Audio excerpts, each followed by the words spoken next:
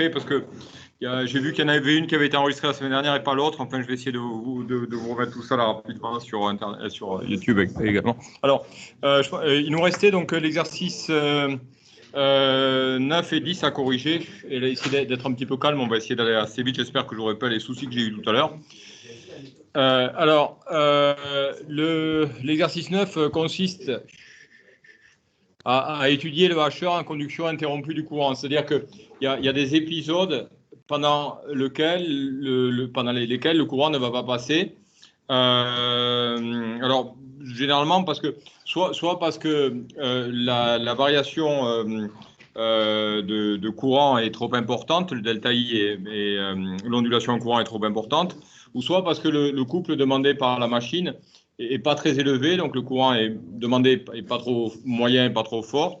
Donc il peut y avoir des épisodes interrompus du courant. Donc voilà, donc c'est l'objet de l'exercice de l'exercice 9. On vous dit de reprendre l'étude du hacheur. Alors c'est un hacheur en seul cadran. Dans le cas où il y a conduction interrompue du courant. C'est-à-dire qu'il va y avoir croissance du courant entre 0 et alpha t. Ensuite, entre alpha t et un bêta t, il y a décroissance du courant. Par contre, le courant va arriver à 0 en bêta t, et bêta t est inférieur à grand t. C'est-à-dire qu'avant la fin de la période, le courant arrive à 0. C'est ça qu'on vous demande d'étudier. Alors, vous voyez, j'ai reproduit, je l'ai fait tout à l'heure, donc c'est un peu long, donc je ne le refais pas. J'ai reproduit le schéma du hacheur avec le moteur. Alors, je vais voir si ça fonctionne. Voilà, ça a l'air de fonctionner. Alors, vous avez donc la tension d'alimentation du hacheur, l'élément hacheur H, qui est un transistor commandable l'ouverture et la fermeture, la diode de roue libre D, et ensuite tout ce que vous avez à droite, L, R et E, ça représente le moteur, l'inducteur du moteur, avec éventuellement une inductance supplémentaire de lissage, qui permet d'avoir un courant qui est plus proche du continu. Le but étant quand même d'arriver à quelque chose qui est assez proche du continu. Donc l'inductance de lissage va aider à diminuer l'ondulation en courant. Voilà. Et ensuite, j'ai fait le schéma, juste en bas, vous voyez, j'ai fait le schéma de ce qui se passe lorsqu'on a conduction interrompue. Alors, au niveau de la commande du hacheur, entre 0 et alpha t, c'est le hacheur qui est commandé, donc c'est lui qui va conduire. Ensuite, entre alpha t et t, logiquement, c'est la diode qui reprend le relais du courant. La diode de roue libre, le courant, le hacheur est ouvert, le courant passe par la diode. C'est ça qui permet de faire varier la valeur moyenne de U. C'est que entre 0 et alpha t, vous avez U qui vaut E0. Entre alpha t et t, généralement, vous avez U qui vaut 0. Donc, ça vous fait un U moyen qui est égal à E, à la valeur efficace, à la valeur continue de la tension d'induit. Donc, il vaut alpha U avec un alpha qui est réglable de 0 à 1. Alors, lorsque la conduction est interrompue, regardez ce qui se passe. Vous avez d'abord le hacheur qui conduit entre 0 et alpha t. Donc, dans ce cas-là, vous avez U de t qui est égal à E0. Il se comporte comme un fil. Donc là, il n'y a pas de problème puisque le courant est croissant. Vous voyez, le courant, je l'ai mis en vert ici. Vous l'avez. C'est la courbe que vous avez en vert.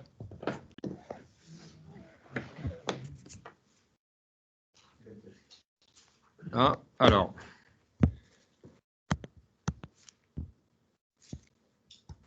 Monsieur, le fait qu'on ait un I minimum égal à 0, c'est un cas particulier ou c'est vraiment dans l'énoncé? Oui, alors on vous dit que là, on étudie le hacheur en conduction interrompue, c'est-à-dire qu'il va y avoir des moments où le courant va être égal à 0. Alors pourquoi ça peut se produire dans la réalité?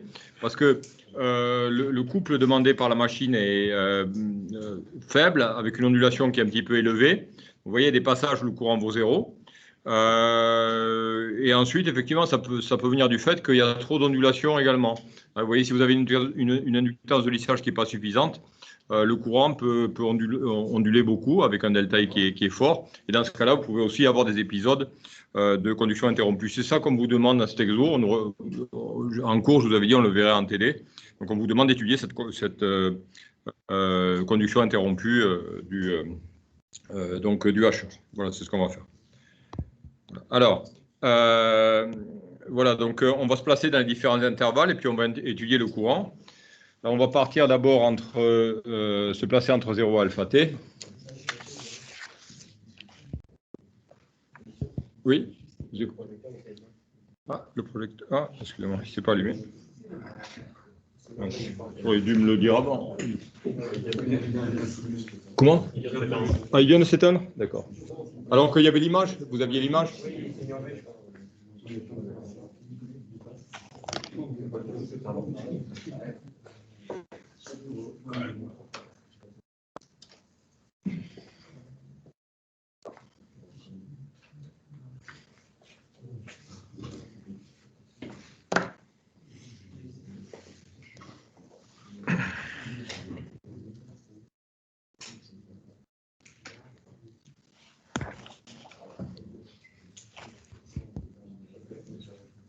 C'est revenu. Alors, vous voyez, on se place donc entre t égale 0 alpha t, et on va essayer de trouver la forme du courant, l'équation du courant. Alors, vous voyez, entre 0 alpha t, vous avez l'interrupteur H qui est ouvert. Donc, que vaut l'équation différentielle? On peut écrire que... Alors, on néglige, il y a le R, mais si on prend en compte le L dI sur dt, le R, et puis le E, on arrive à une équation, l'équation différentielle classique, et ça fait une forme de courant. Vous voyez la forme un petit peu arrondie du courant, ensuite la forme incurvée du courant avec l'exponentielle négative. Et là, ça donne des résultats qui sont assez compliqués. Donc, on se place juste dans le cas où le courant est linéaire, ce qui est généralement le cas, parce que vous avez une certaine période de lissage, vous avez une fréquence de HH qui est assez élevée. Et donc, on reste sur la partie à peu près linéaire de l'exponentielle. On peut approximer l'exponentielle par... un segment linéaire, si vous voulez. Et ça signifie en fait que la résistance, la chute de tension que vous avez au niveau de la résistance peut être négligée. C'est-à-dire que le RI, on peut négliger le RI, et donc ça permet de faire des calculs relativement simples. Donc si on néglige la résistance induite, quelle est l'équation différentielle? Que vaut l'équation différentielle? Alors, E0 égale voilà, E plus L dI sur dt. Donc, on va travailler sur cette équation différentielle. On va la résoudre. Donc, ça vous fait un dI sur dt qui est égal à E0 moins E divisé par L. Et ça vous fait un I de t. Du coup, je résous. Et ça vous donne un I de t.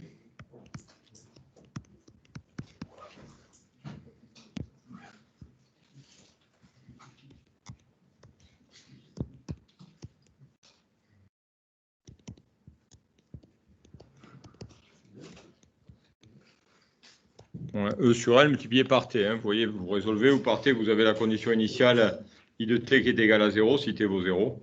Là, on arrive à I de T égale à 0 moins E divisé par L et multiplié par T. Au cas où, parmi vous, moi j'ai un problème avec la pile de mon stylet, en fait. Je pense qu'elle est, voilà, j'ai plus trop de charge, et puis elle n'est pas rechargeable. La mienne, personne n'aurait, par exemple, par hasard, une pile C4A, en fait, non? Et éventuellement, un stylet qui n'est pas actif, vous voyez, un stylet de tablette. Non, juste pour voir, ouais, si. Non, vous embêtez pas, bon, après. J'ai été embêté avec ça, je pense que je suis embêté à cause, pour écrire, voilà, j'ai plus de pile, en fait. Vous avez, ça, c'est un stylet qui est... Non, j'ai pas de pile, j'ai juste une question. Ah, c'est une question. J'aurais préféré que vous ayez la pile que la question. Parce que je risque d'être embêté cet après-midi, je vais voir. Oui, alors c'est quoi votre question? Pourquoi le fait de considérer l'intensité, qu'elle augmente de manière linéaire, ça permet d'étudier la résistance? Parce que vous le voyez de suite, parce que vous écrivez E0 égale E plus LDI sur dt, si vous négligez la résistance. Et du coup, vous avez quelque chose qui est linéaire, vous allez vous retrouver avec une dérivée qui est constante, et donc ça vous fait un segment qui est linéaire. Ouais, voilà, alors pourquoi négliger la résistance? Parce que justement, généralement, on n'a pas trop d'ondulation, et on est sur la partie linéaire, malgré tout, de l'exponentielle, et donc ça vient du fait que la fréquence de HH est assez importante, ou que l'inductance est grande, si vous voulez. Donc, il y a assez peu d'ondulation, on reste sur la partie linéaire. Donc, ça signifie qu'on peut, en d'autres termes, qu'on néglige la résistance RI. Hein. Voilà. Essayez de ne pas trop parler, parce que si vous parlez fort, voilà, je pense que vos camarades, ils doivent entendre une espèce de brouhaha à la maison. Voilà, donc essayez de ne pas trop parler. Si vous avez des questions, posez-les-moi. Voilà. Alors, on se place ensuite sur l'autre intervalle, entre alpha t, t compris entre alpha t et bêta t. Alors, qu'est-ce qu'on peut écrire comme équation différentielle sur cet intervalle, la diode étant bloquée? La diode est en passante plutôt, excusez-moi, et le hacheur bloqué. Alors, à la place de 0, on a 0. Donc, on écrit E égale E0 plus L dI sur dt.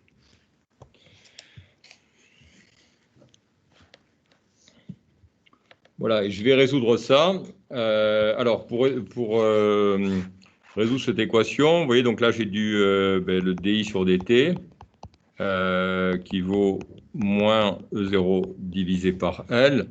Donc, je sépare les variables, vous avez déjà fait. Hein, donc, vous avez dI. Monsieur? Oui, je vous écoute. C'est pas plutôt genre E tout court plutôt que E0? Ah, peut-être, oui, le 0, c'est l'autre. Ouais, d'accord, oui, vous avez raison. D'accord, donc c'est un petit E, vous avez raison. Excusez-moi.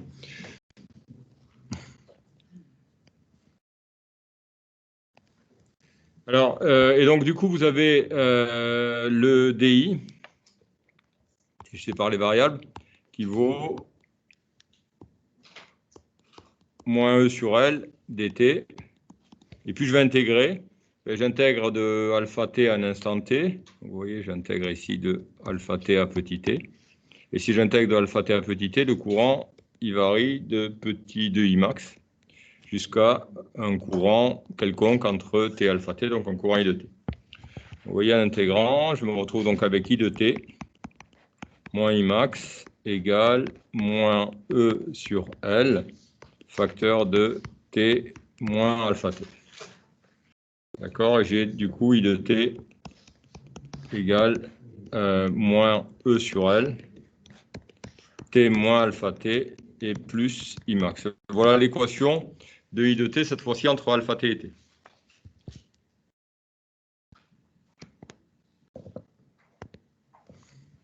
Monsieur, Oui, je vous écoute.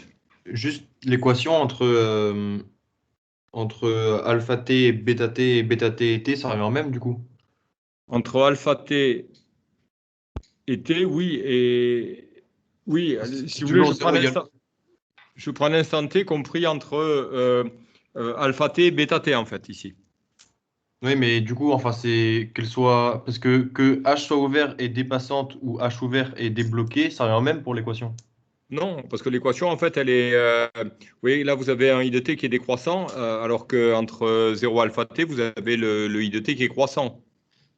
Vous voyez, vous avez entre 0 alpha t, l'équation différentielle, c'est 0 égale E plus LDI sur dt.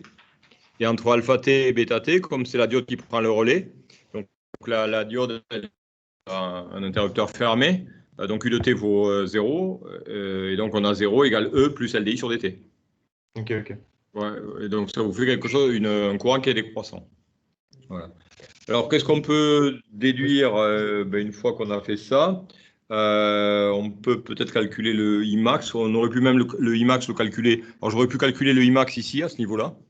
Vous voyez, puisque le Imax il est atteint lorsque t est égal à alpha t, donc de ça ici, ce que j'ai là. Voilà, je peux déduire la valeur du Imax, vous voyez. Monsieur?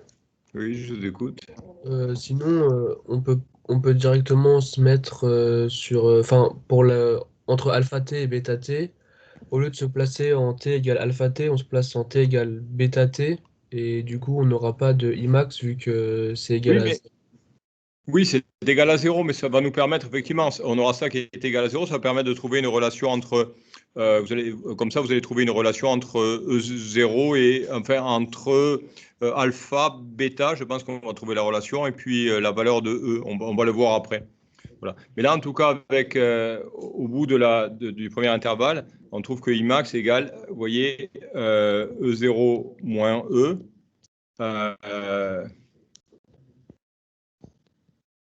E0 moins E sur L est multiplié par alpha t. Donc là, j'ai la valeur de Imax. Vous voyez, j'ai remplacé simplement t par alpha t. Voilà. Oui. J'ai juste une question. Pourquoi est-ce que la façon d'intégrer est différente entre les deux intervalles? Parce que les conditions initiales ne sont pas les mêmes. Si vous voulez, si vous intégrez ici, vous voyez, dans le premier intervalle entre 0 et alpha t, vous voyez, j'ai ici, j'ai le I de départ qui vaut 0 pour t égale à 0. Vous voyez, donc je prends un instant t quelconque entre les deux, et puis je trouve I de t égale 0 moins E sur N. Si je me place ici, le point de départ, c'est t égale alpha t, et puis après je prends un t qui est intermédiaire entre alpha t et bêta t, et puis j'intègre de alpha t à petit t, vous voyez, entre les deux. D'accord, c'est ce que je fais ici. Là, vous voyez, j'intègre, c'est pour ça que j'aime bien séparer les variables.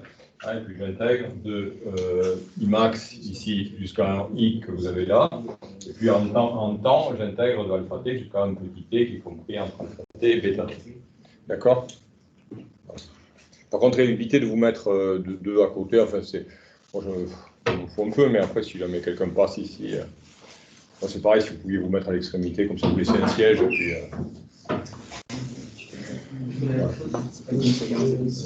D'accord, c'est OK. Hein. Je ne sais pas, vous l'avez fait, mais c'est pareil, je ne sais pas comment. Sinon, si vous ne faites pas ça, vous allez oublier une des conditions initiales. Enfin, vous risquez de faire même une erreur par rapport à l'instant T.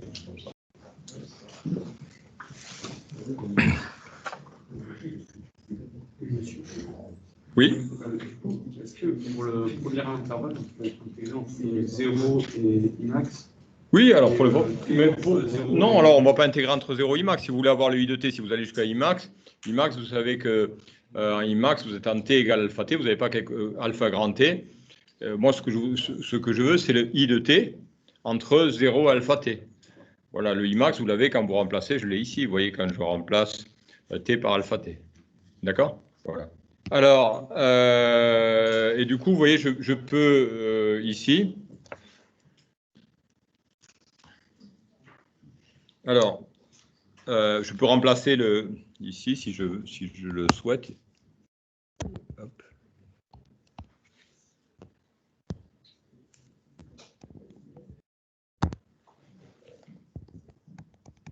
Voilà, vous pouvez le réécrire, moins E sur L, facteur de t moins alpha t, plus Imax. Et donc le Imax, on vient de voir qu'il va aller donc 0 moins E sur L.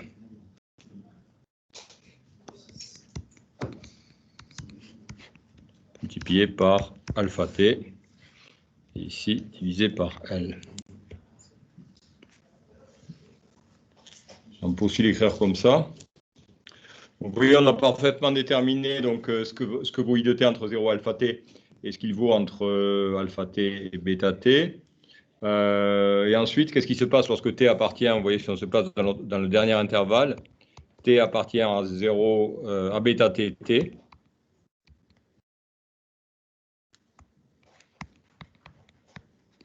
Qu'est-ce qu'on peut dire de I de t dans cet intervalle-là?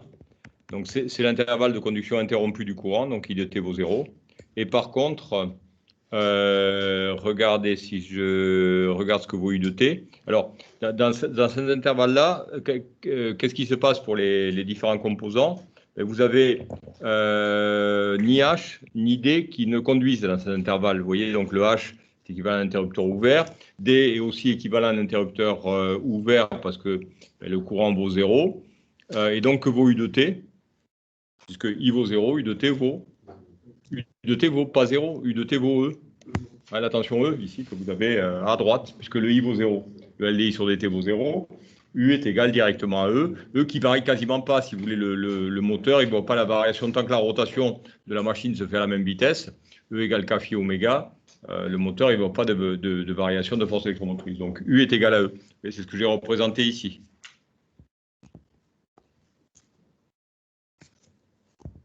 Ce que vous avez là. Voilà. Ici.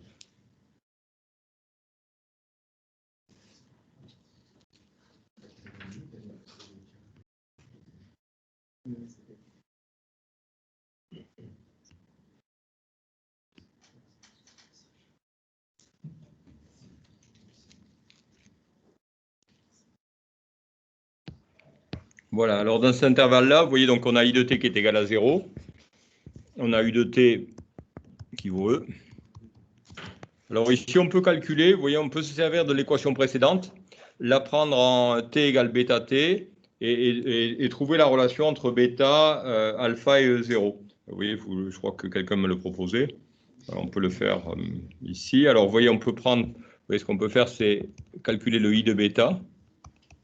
Le I de bêta vaut 0, c'est la première valeur de t pour laquelle le courant est égal à 0. Donc, I de bêta est égal à 0.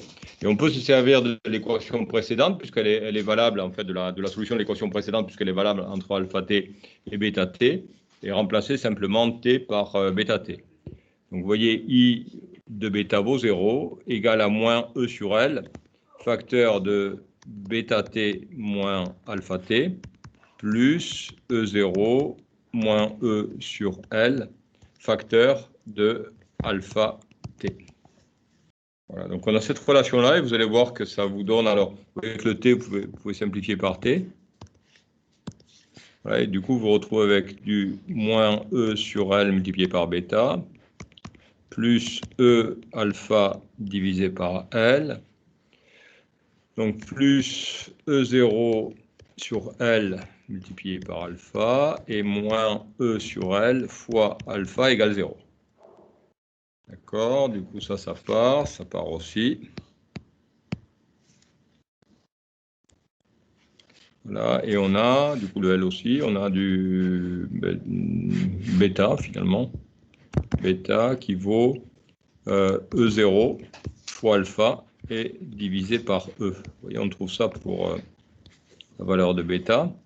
Alors vous voyez, pour qu'il y ait... non, divisé par E. Excusez-moi, ici. Voilà. Parce que vous... Oui, je vous écoute. Ouais, avant là, il passait où le E sur L alpha t? Mais le T disparaît. Vous voyez, Oui. le T disparaît puisque I de bêta est égal à 0, donc le T se simplifie. Et ensuite, le L se simplifie aussi parce que vous l'avez des deux côtés, vous voyez, vous l'avez sur toute l'égalité, comme l'égalité elle vaut 0, vous pouvez simplifier par L. Alors, c'est pas ça la question, c'est vous avez développé le moins E sur L bêta plus Plus E0 sur L. Ah non, c'est un alpha peut-être. Ah, voilà, pardon. Ok. c'est alpha, alors je vais peut-être mal écrit. E0 sur L multiplié par alpha. Oui.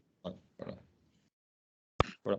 Et en fait, on trouve, et du coup, on peut déduire qu'il y aura conduction interrompue si quoi finalement? Si le bêta doit être comment?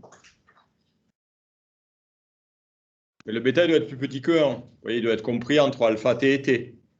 Supérieur à alpha t, inférieur à grand t. Donc si le bêta, vous voyez, ça va se produire quand vous avez des rapports cycliques qui sont relativement faibles, ça peut se produire.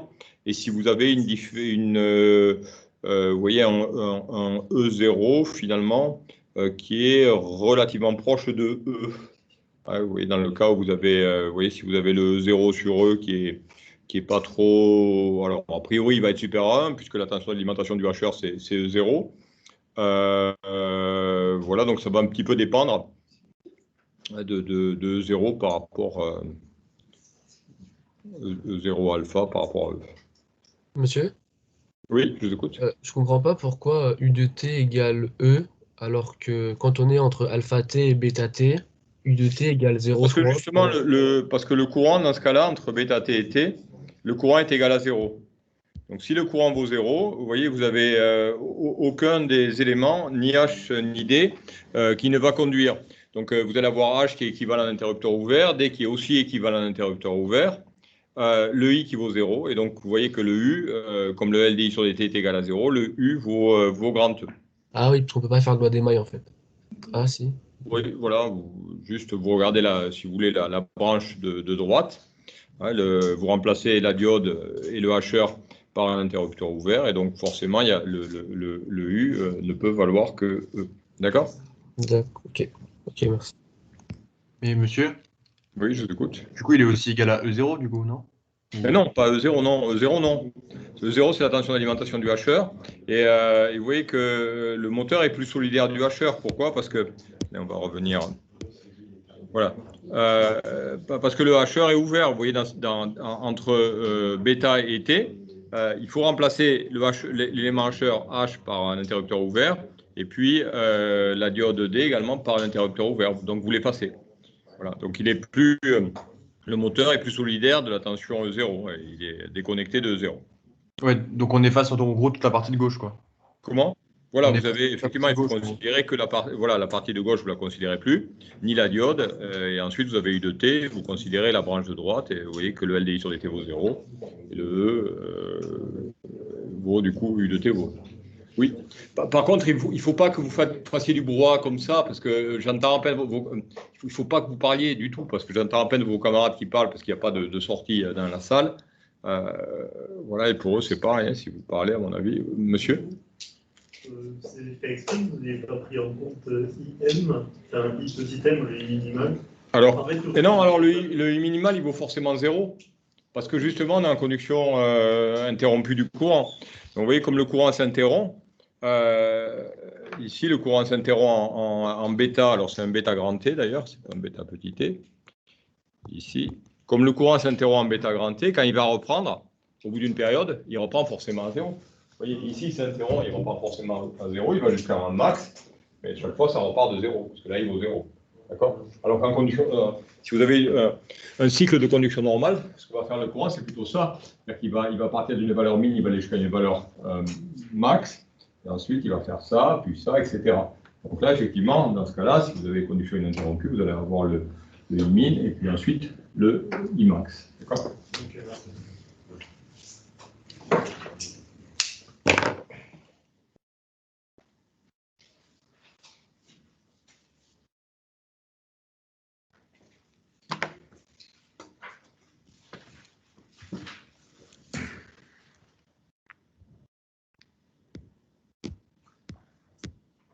Alors, on passe à l'exercice 10.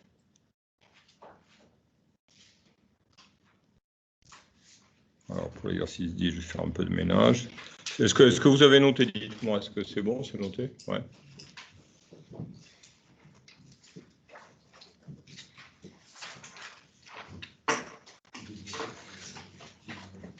Monsieur, est-ce que d'ici la fin de la séance, on pourra revenir sur la fin du 8 parce que lors du dernier cours, on s'était arrêté à la D. Avec vous, je m'étais arrêté à la D. Alors, la question D. Du 8, ouais. Alors, je vais essayer d'aller assez vite, alors, du coup, et puis, parce que l'exo, le prochain exo est assez long. Ouais. Après, ouais, ouais, c'est assez simple à faire. Oui, mais vous m'y faites penser, donc à la fin de la séance, on essaie d'y revenir. J'essaie d'accélérer un peu, du coup, avec l'autre groupe, j'avais terminé. Alors, donc l'exercice 10.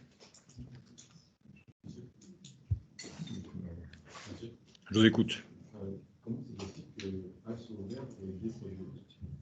Mais parce qu'il y a pas, justement parce qu'il n'y a pas de courant. Vous voyez, le H, c'est un interrupteur commandable. Donc, il faut imaginer ça comme un transistor. Il suffit de mettre, si c'est un transistor bipolaire, il suffit de mettre un courant de base égal à 0 dans la commande. Hein. Le courant de base, il va valoir un coup entre alpha t, entre 0 et alpha t, il va valoir IB sat. Hein. IB est suffisamment grand pour que l'élément H devienne le conducteur. Et puis, entre alpha t et t, on envoie 0 sur la base. Donc, l'interrupteur est ouvert. Donc l'interrupteur est ouvert et la diode ne peut pas conduire parce que justement le courant est égal à 0. Le courant il arrive à 0 parce que la machine ne demande pas suffisamment de couple. D'accord? Donc le courant arrive à 0 et si le courant est égal à 0, même si la diode est en mesure de conduire, elle ne conduira pas parce qu'il n'y a pas de courant qui la traverse. Mais c'est la diode qui prend le relais, mais à condition qu'il n'y ait pas que le courant soit suffisamment haut pour se retrouver un petit peu dans la situation que j'avais mis tout à l'heure au tableau, là, ce que j'avais tracé en haut. D'accord? Mais là, ici, il n'y a pas suffisamment de courant demandé. Donc, avant la fin de l'intervalle alpha t grand T, le courant passe à 0. Et donc, dans ce cas-là, il n'y a aucun des éléments qui conduit. La tension U de T vaut E et le courant I de T est toujours égal à 0 entre bêta T et grand T. Donc ensuite, il redémarre de 0. Vous voyez, quand il se remet à croître, il croît non pas à partir d'une valeur I min, comme dans un fonctionnement normal, mais il croît à partir de 0.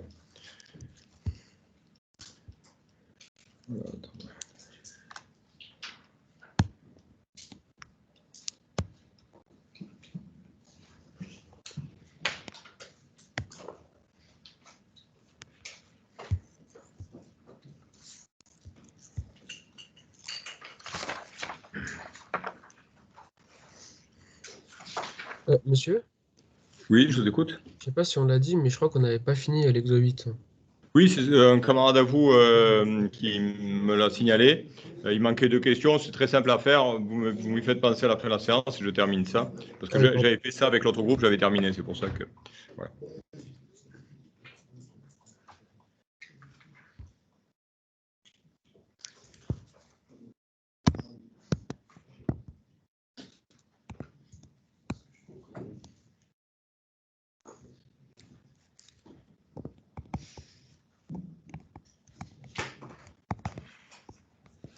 Alors, dans l'exercice 10, on vous parle d'un moteur à excitation en série.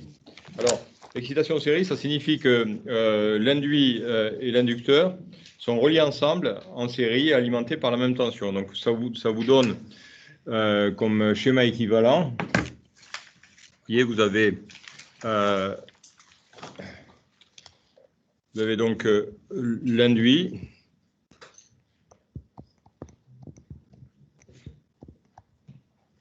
La machine, l'inducteur, voilà, et tout ça, inducteur et induit sont alimentés par la même tension, donc U et I. Donc ici, donc l'induit de la machine, et en dessous l'inducteur. Voilà. Alors généralement, si on fait l'étude, on en a parlé légèrement en cours, on n'a pas du tout fait d'exo dans cette configuration-là. Pour nous, induit et inducteur sont alimentés généralement de façon séparée. Et puis l'inducteur, ça peut aussi être des aimants permanents. Hein. L'inducteur, c'est la partie que vous avez, c'est les bobinages que vous avez dans le stator, sur la partie fixe. Quand l'induit, c'est le bobinage que vous avez sur le rotor, la partie qui tourne. Bon, donc l'inducteur, donc c'est soit un électroaimant ou soit des aimants permanents.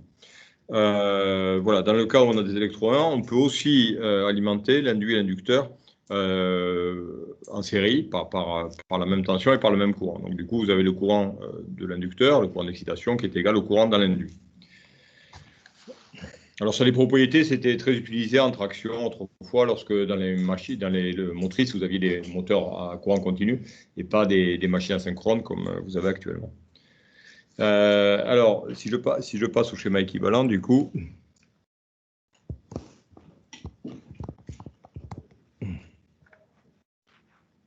vous allez avoir E.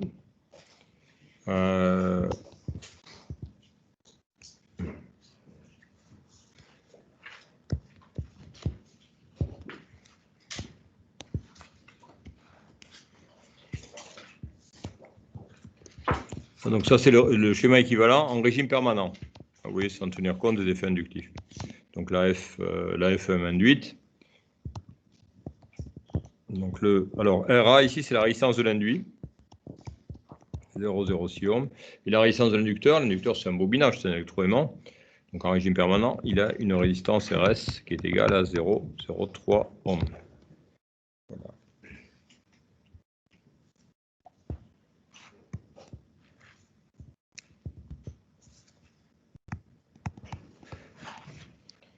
Alors, la puissance absorbée par la machine, hein, la puissance totale, comme c'est une alimentation série, donc le U et le I alimentent complètement la machine. Il n'y a pas une alimentation séparée de l'induit et de l'inducteur. Donc la puissance absorbée vaut U fois I, et le U fois I, on vous dit, on alimente avec une tension de 500 volts, un courant de 210 ampères, et ça vous donne donc une puissance absorbée de 105 kW. Donc là, c'est vraiment un moteur de motrice, un gros moteur.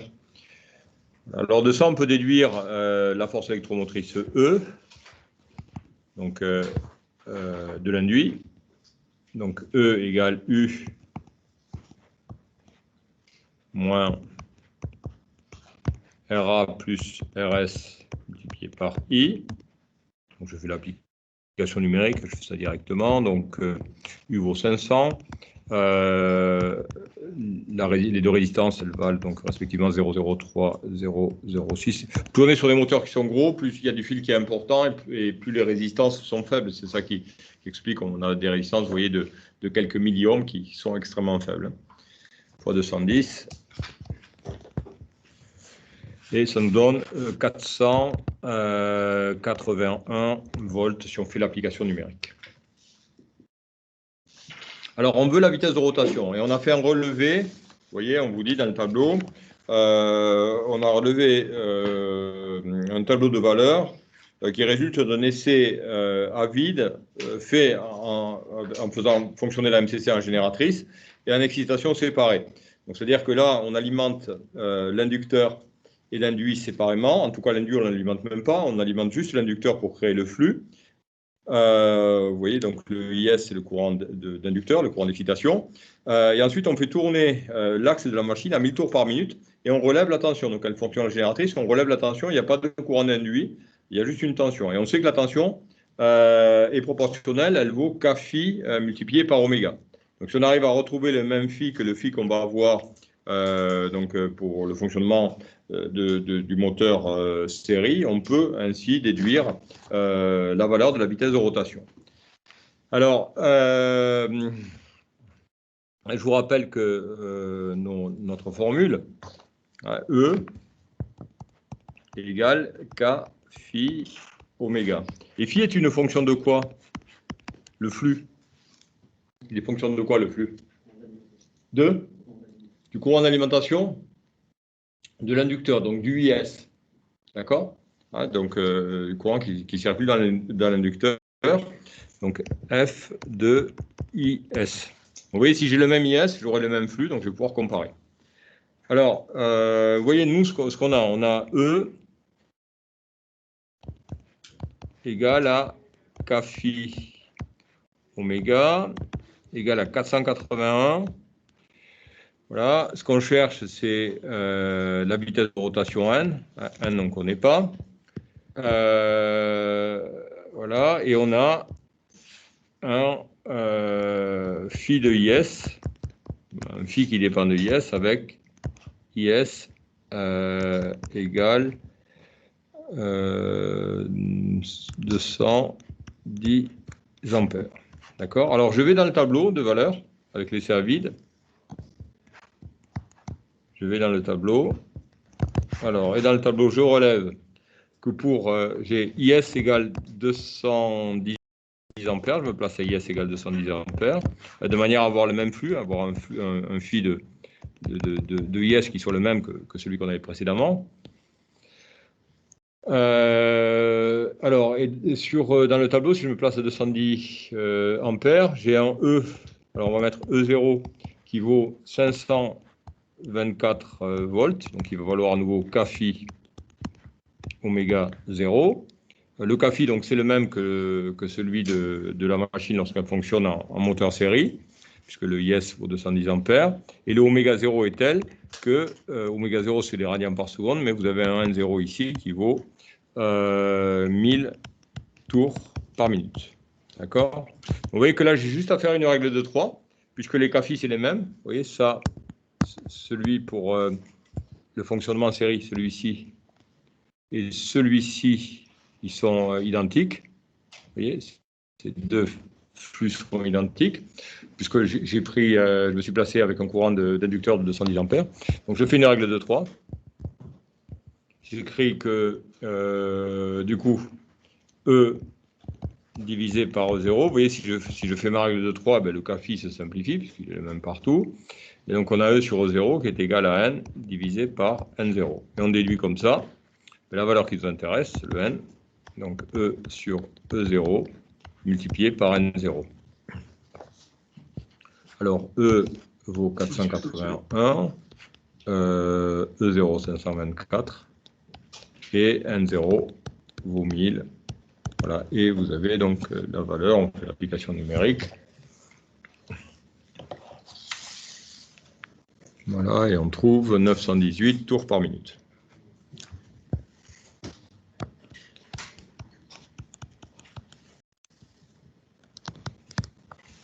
Voilà. Oui, je vous écoute. La rotation 1000 minutes, vous l'avez dans le tableau aussi. Oui, oui, elle est indiquée. Oui, vous avez l'exercice sous les yeux? Ok, d'accord, merci. Ouais, voilà, vous avez, c'est en haut la page 5-6. Donc, résultat de l'essai à vide effectué à 1000 tours par minute en fonctionnement génératrice, c'est-à-dire qu'on fait tourner l'axe à 1000 tours. Et comme la FEM induite est simplement en fonction de phi et de la vitesse de rotation. Vous voyez, donc si on est avec le même flux que le flux de l'essai moteur série, finalement, on va avoir on peut faire une règle de 3 entre les tensions E, les forces électromotrices E, et puis les vitesses de rotation.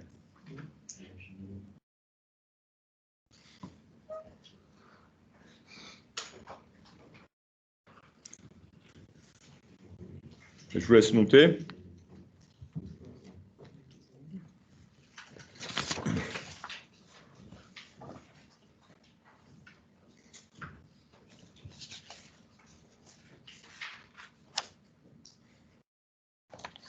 Alors, la question suivante, on vous dit qu'on place en parallèle avec l'inducteur, toujours donc en fonctionnement moteur série, on place en parallèle avec l'inducteur une résistance de 0,11 ohms. Et donc, du coup, le moteur, il absorbe toujours l'induit en courant de 210 ampères.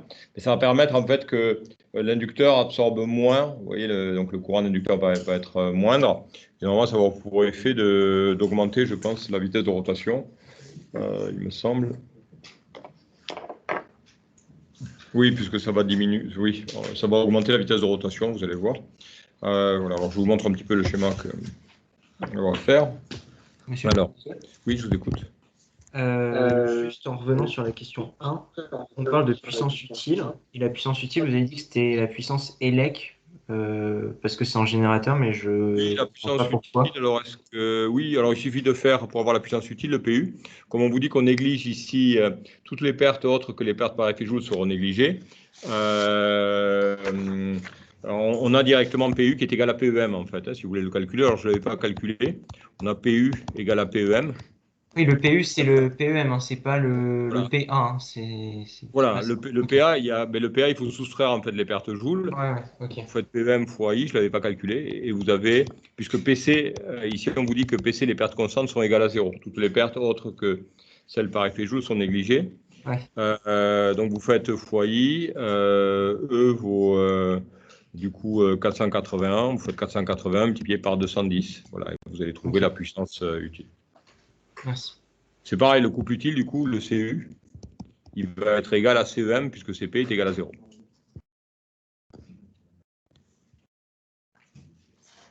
Parce qu'on fait l'hypothèse que CP, vous voyez, PC égale 0, donc le couple de pertes égale 0. Voilà. Alors la question 2, maintenant, vous voyez, on fait ça.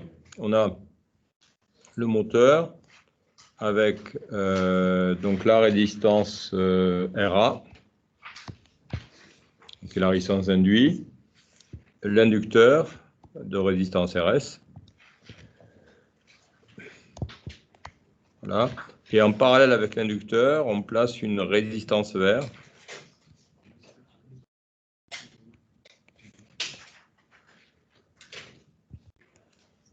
Et ça, on vient alimenter tout ça. Donc là, j'ai une résistance R. Là, et on alimente tout ça toujours en série avec une tension U et le courant I.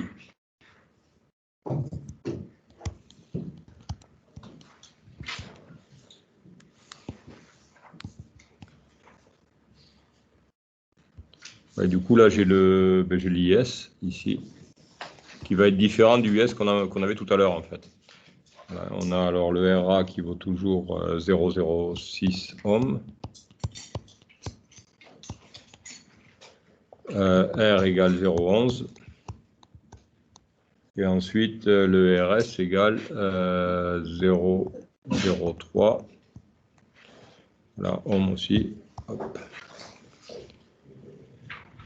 Voilà, alors ici, ce qui va se passer, on va avoir un effet de pont diviseur, donc on va avoir le courant I qui vaut 210 ampères, qui va être différent du courant IS dans l'inducteur. Donc on aura un courant plus faible, donc un flux qui va être plus faible. Et si le flux est plus faible, je pense qu'on gagne en vitesse de rotation, en fait. C'est pour ça qu'on fait ce manip, là, je ne sais pas, je l'ai sous les yeux.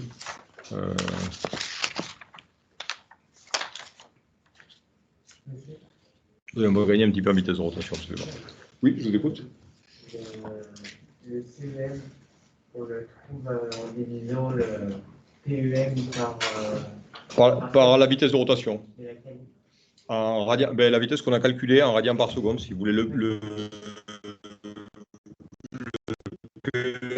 c'est E fois I, donc 480 multiplié par 210, et la vitesse de rotation, c'est la 918. Voilà, bien sûr, c'est la vitesse du fonctionnement en moteur. D'accord, hein, donc il tourne à 918. Alors, bien sûr, le 918, vous le mettez en radians par seconde de pi fois 918 divisé par 60. Voilà. Alors, avec ça, vous voyez, on peut calculer la nouvelle valeur du courant IS.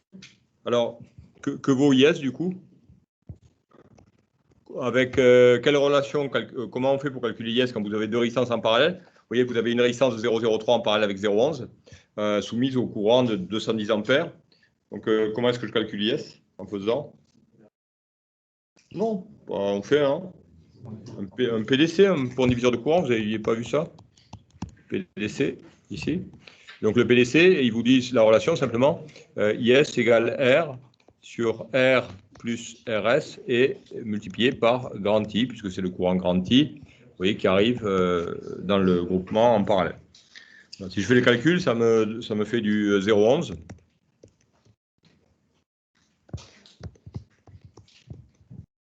Donc divisé par 0,11 plus 0,03 et multiplié par 210. Si je fais le calcul, j'ai 165 ampères. Donc vous avez du coup un courant qui est plus faible, vous aurez un flux plus faible dans le... Voilà. Si vous avez un flux plus faible, comme vous allez rester à une force électromotrice qui va être sensiblement la même, et que vos K phi oméga, vous allez avoir une vitesse de rotation qui va être plus forte que la vitesse de rotation que vous aviez précédemment. Bon.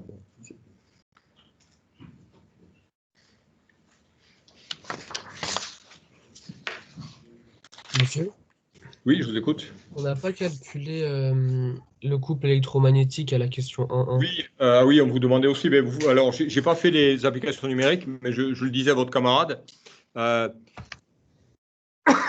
Comme le couple de pertes est égal, on considère que les pertes constantes sont égales à 0 et que le couple de pertes, parce que PC égale 0, le couple de pertes vaut 0. On considère que CP est égal à 0. On peut dire que le couple utile est égal à peu près égal à CEM. Et CEM vaut E fois I divisé par oméga. Donc là, il faut faire le calcul. Alors, je ne l'avais pas fait. Moi, j'avais... Voilà, 80 fois 210 du coup, et divisé par oméga, et la vitesse de rotation en radian par seconde, donc 2pi fois 918 et divisé par 60. D'accord? Et vous allez trouver... voilà. Okay, parce que ça me paraissait bizarre, parce que je trouvais un truc énorme, genre 1050 tours minute, enfin 1500 Nm, je trouvais ça un peu énorme. Mais il doit être très fort, le couple. Ouais, vous devez avoir un couple parce que c'est une machine extrêmement puissante. Hein. Donc, voilà, vous avez fait ça? Ouais, j'ai ça. Et... Ouais, donc là, et vous trouvez combien? Je peux le marquer. Hein. Mais je pense que c'est bon ce que vous trouvez. C'est quoi, 1500 Nm? Attendez, je l'avais trouvé ça, mais je l'ai effacé, du coup, je le refais. Ouais. 1050, d'accord. Ouais, voilà, 1050. Voilà, oui, c'est un couple qui est très fort. Vous avez vu la machine, elle absorbe quand même. Elle absorbe 150 kW à peu près, je pense. C'était combien? 105 kW. Donc voilà, ça ne m'étonne pas. Hein, ça fait un très fort. C'est une grosse machine. Hein, ça, c'est probablement un des moteurs que vous avez sur une motrice d'un train ou quelque chose comme ça. Hein.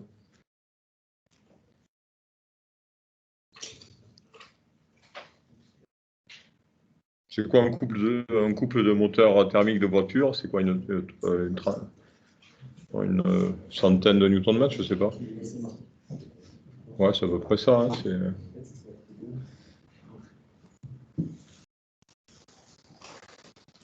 oui, oui, les voitures, on vous le donne en mètres des newtons généralement. Donc, ouais, on vous dit un couple de... Oui, voilà, une voiture moyenne, ça va être un couple de 10, donc de 100 mètres newton. Une voiture puissante, ça va être 300-400 mètres newton. Mètre. Voilà, alors ensuite, j'ai plus qu'à calculer la force électromotrice. Je peux calculer E.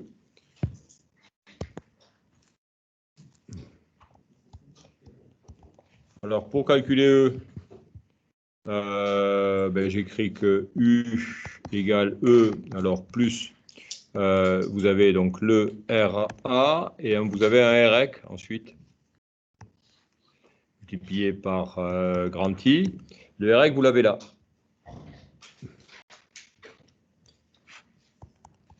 Le REC, c'est ça. Voilà, donc, moi, je veux E. Donc, je fais U. Alors, U, c'est toujours 500. Moins, alors, RA 0,06.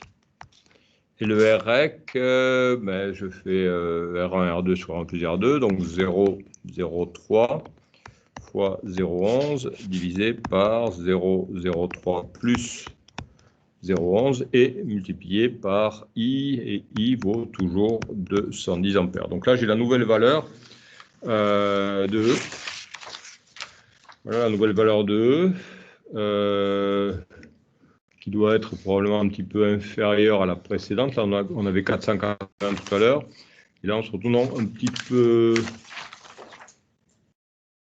peu supérieur plutôt. Alors, pourquoi on est un petit peu supérieur? On a toujours le même U, 210. Ah oui, c'est parce que la résistance, finalement, du coup, on met 0,03 en parallèle avec 0,11, elle est un petit peu inférieure à la résistance RS, en fait. On va voir un petit peu moins que 0,03. Donc, c'est ça qui explique que le E est un petit peu supérieur. Donc, on trouve un E d'environ 482,5 volts. Voilà. Alors, on veut la nouvelle vitesse de rotation ici. D'accord? Alors, il faut aller chercher quoi dans le tableau? Oui, donc là, j'ai la force électromotrice. Et je veux la nouvelle valeur de N. Alors, et je sais que E vaut toujours K phi. Alors, c'est un phi qui est fonction de IS. Et multiplié par... Alors, multiplié par oméga, on peut mettre un K', du coup. Un K' multiplié par N, ce sera plus commode.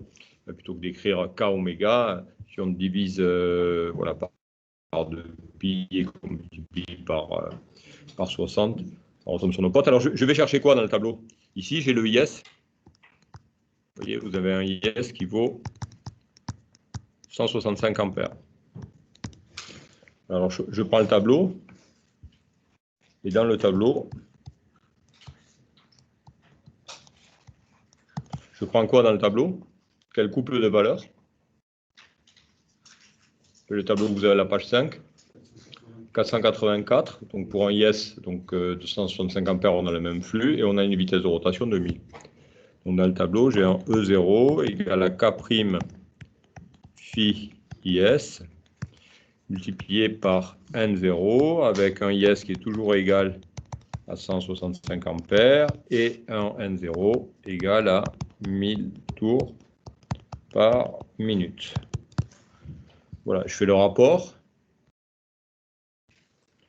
Donc j'ai N sur N0 qui est égal à E divisé par E0. Donc le N vaut E. Je suppose 0 fois N0. Si je fais l'application numérique, donc E 482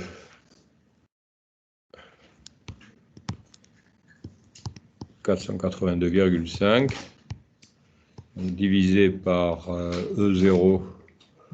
0, on a dit 484, il me semble, 484, et multiplié par N0, 1000 tours par minute. Et on va se retrouver, vous voyez, avec quelque chose qui est assez proche de 1000 tours, donc on a 900, on est à 997 tours par minute ici.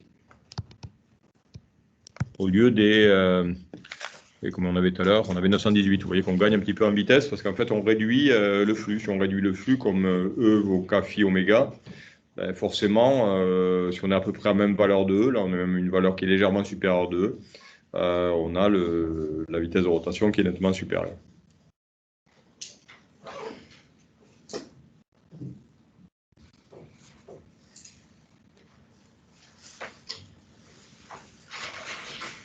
Ce qu'il faut jamais faire quand vous avez une machine comme ça, à excitation série, c'est diminuer.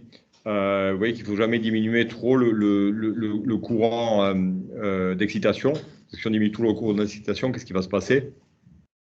Vous voyez, quand vous avez une machine à excitation série, vous voyez, elle marche avec le courant qu'elle va absorber. Si vous voulez que vous la fassiez fonctionner à vide avec un très faible couple, ce qui n'est pas le cas des motrices quand vous avez des trains, en fait. Regardez, si le courant est très faible, si le courant IS est faible, qu'est-ce qu'on peut dire pour le phi? Le flux phi, il va être très petit et du coup, ça va avoir tendance à faire beaucoup augmenter la vitesse de rotation. Vous voyez, un fonctionnement à vide avec un très faible couple de la machine à excitation série, ça peut provoquer l'emballement de la machine. Alors, regardez, le N vaut E divisé par K phi. Vous voyez, si le IS tend vers 0, si le IS est très petit, le phi tend vers 0 et donc le N tend vers l'infini. D'accord? Donc, vous voyez une machine à excitation série, lorsqu'on s'en servait, on ne s'en sert plus quasiment. Il doit y avoir toujours des motrices qui fonctionnent avec des moteurs à courant continu, notamment le métro de Paris, il y a encore des motrices un peu anciennes qui fonctionnent avec des moteurs à courant continu. Et vous voyez que voilà, si on fait si S tend vers 0, phi tend vers 0, et le moteur s'emballe en fait. La vitesse en théorie, pourrait tendre jusqu'à l'infini, donc très rapidement, ça peut être très dangereux pour le moteur. Monsieur, je vous écoute. juste plus haut, pour la question 1.1, vous avez mis que PU égale PEM. Je vois pas trop pourquoi. Parce que PC est égal à 0. On vous dit de négliger toutes les pertes. Si vous regardez, vous lisez le début de l'exo, page 5, on suppose que la machine est parfaitement compensée et que les pertes autres que celles par effet Joule sont négligées. Ah oui, c'est vrai. Pardon, merci beaucoup. PC est égal à 0.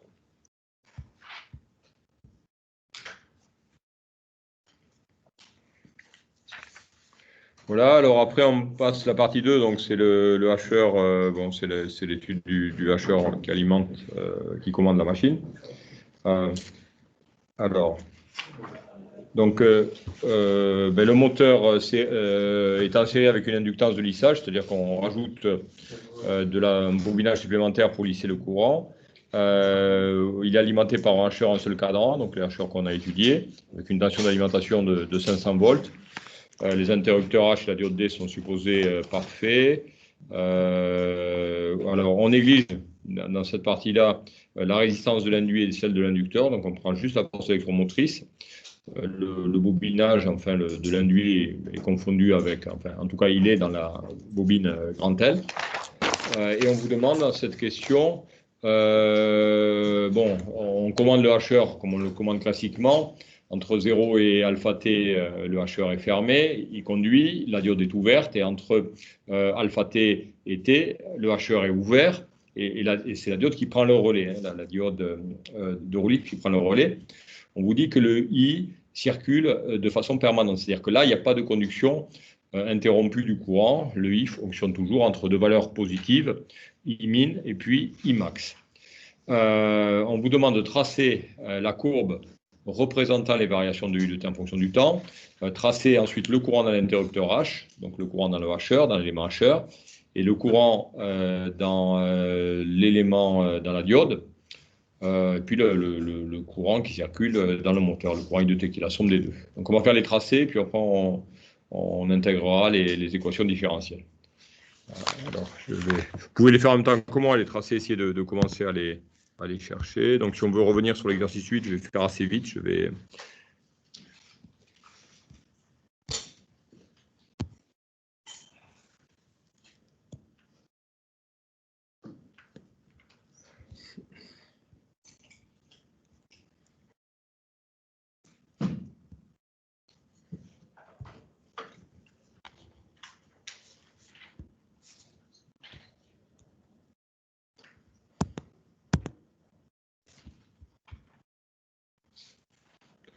Alors,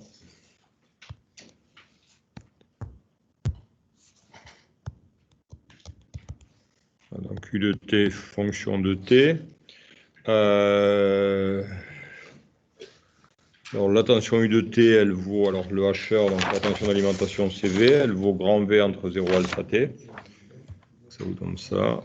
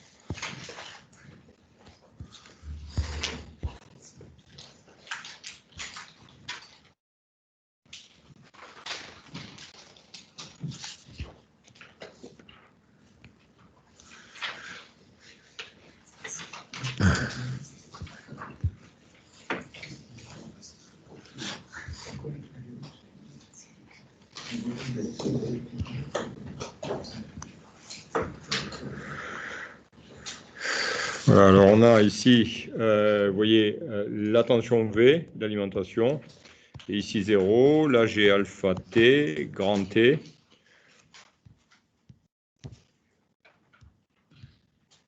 Voilà, on est en condition.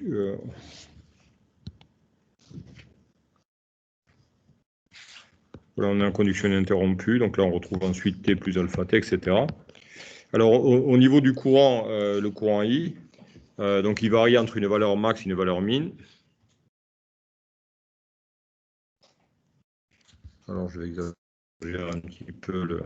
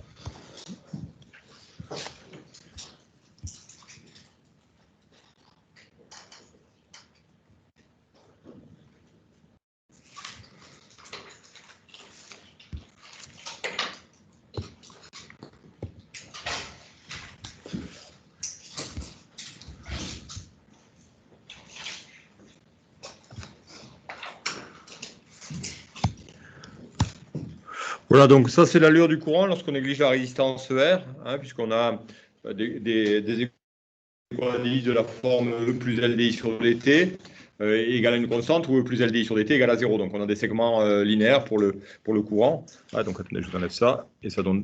alors, voilà, ça donne ça. Vous y voyez bien au tableau ou pas trop? J'ai l'impression que... Ouais, avec... Comment? Le rose, il est compliqué, ouais. Mais ouais, c'est bon, c'est le... Et je me dis, est-ce que si je ferme derrière, ça va pas être mieux, peut-être? Ouais. Non, mais après, vous n'avez pas des rétros de bonne qualité, parce que là, il ne rend pas bien les couleurs. Ouais.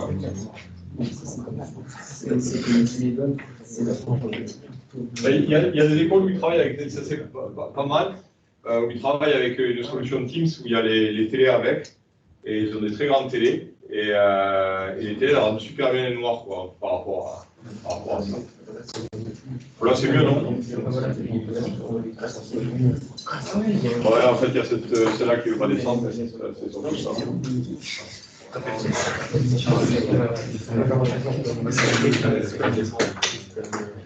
Après, il y a peut-être. Ça. Je regarde ce que j'ai fait carrément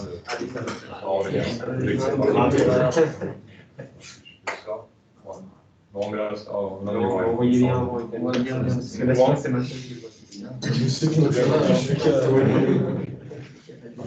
là, vous voyez.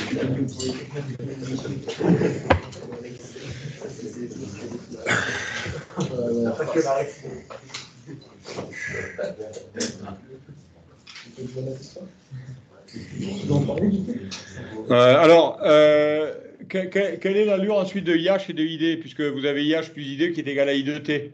Donc un coup, le courant il passe par le hacheur H, et un coup par l'élément hacheur, et un coup il passe par la diode. Alors regardez, si on fait le... je vais essayer de le tracer, alors je vais essayer de trouver une couleur qui va pas trop mal. Ouais, peut-être je crois que le bleu, ça rend pas mal.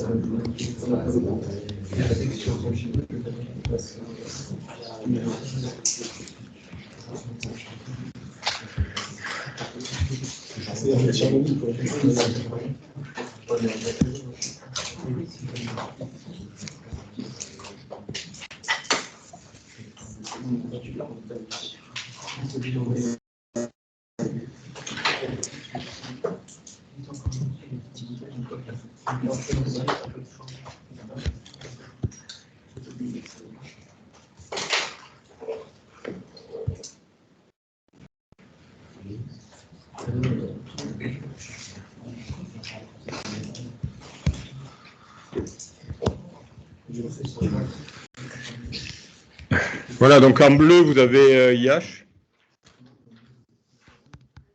IH, et puis en vert, c'est I de T. Ici, vous avez...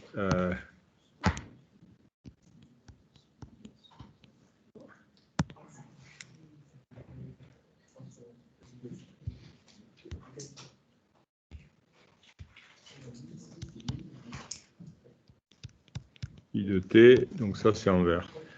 Voilà. Est-ce que le ID, c'est nécessaire que je le trace, ou vous avez compris ce que c'est que ID? Le ID, c'est ce qui reste. Vous voyez, c'est le...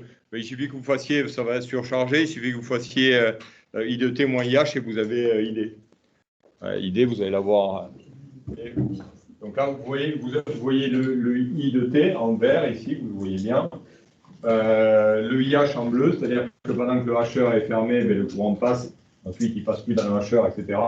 Et puis, quand il ne passe plus dans le hacheur, il passe dans la diode. Donc, la diode, vous l'avez, le courant de la diode, vous l'avez ici. D'accord? C'est OK? Voilà, ça. Vous avez plus. Là, du coup, il passe ici. Hop, c'est ça.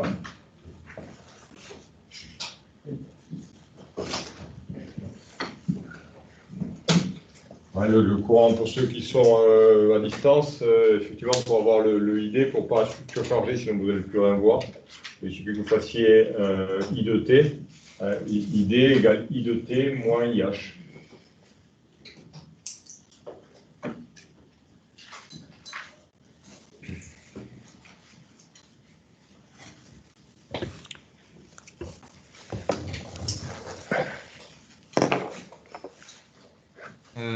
Monsieur, sur le graphique, il est marqué alpha, ce serait θ plutôt. Oui, alors le alpha T vaut θ, s'appelle θ. Alpha, c'est le rapport cyclique. Donc, ce qui est appelé θ, dans votre exo, c'est alpha multiplié par T. Okay.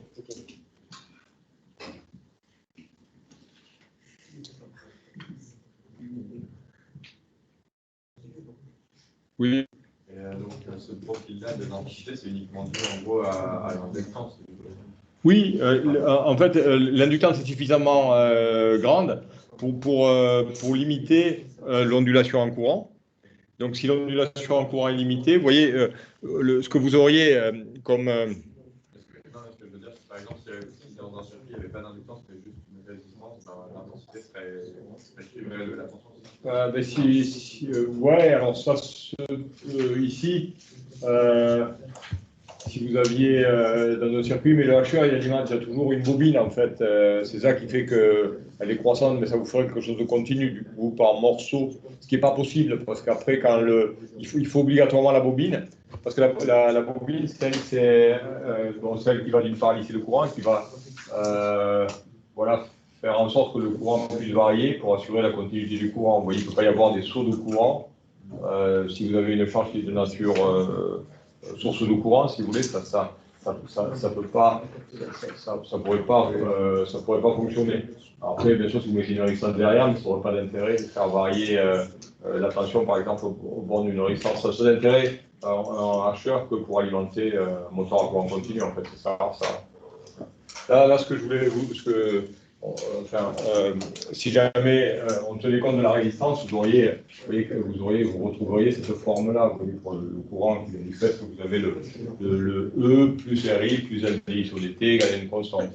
Donc ça vous ferait un courant en I de t égale un I0 facteur de 1 moins exponentielle moins t sur taux, et puis ensuite un I0 exponentielle moins t sur taux, ça redescend. Et là, en fait, il suffit, si vous prenez une fréquence, ne serait-ce qu'une fréquence de hachage qui est assez grande, vous voyez, la partie qui est non linéaire, on ne va pas trop la voir. Voilà. Et de la même manière, si voilà, vous avez une inductance qui est grande, ça vous fait une constante de temps L sur R qui va être très grande, ça va mettre très longtemps pour se charger, donc on va plutôt être sur la partie linéaire de l'inductance. De la courbe. Oui. Ça, c'est pour les charges passives, ou ça fait ça aussi, non? Non, c'est quand vous avez le R. Si jamais vous résolvez une équation différentielle avec le R, vous allez avoir E plus R, I, plus LDI sur dt, égale à 0, ou égale à une constante. Vous voyez, ça c'est égal à 0, ça vous fait ce type de profil. Mais ça, on l'évite il suffit d'avoir une fréquence de hachage qui est élevée, une inductance qui est forte, et ça, vous l'avez plutôt. Donc, plus rarement, quand on étudie le HR, on étudie que quand le courant est linéaire par morceau. Parce qu'en fait, ce qu'on cherche à avoir, qu'est-ce qu'on cherche à avoir en fait? On voudrait avoir idéalement le courant qui est comment? Un courant continu. Un courant qui est constant, hein. Donc on cherche à avoir le moins d'oscillations possible ici, un delta I le plus faible possible. Pour ça, on va augmenter la valeur de la bobine, ou on augmente également la fréquence de hachage.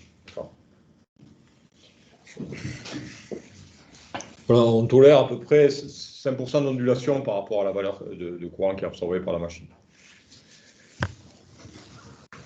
Donc là, si vous voulez, c'est un peu exagéré, c'est bien pour vous montrer bien le profil du courant. Sinon, le delta I est faible quand même par rapport à la valeur moyenne. Monsieur? Oui, je vous écoute.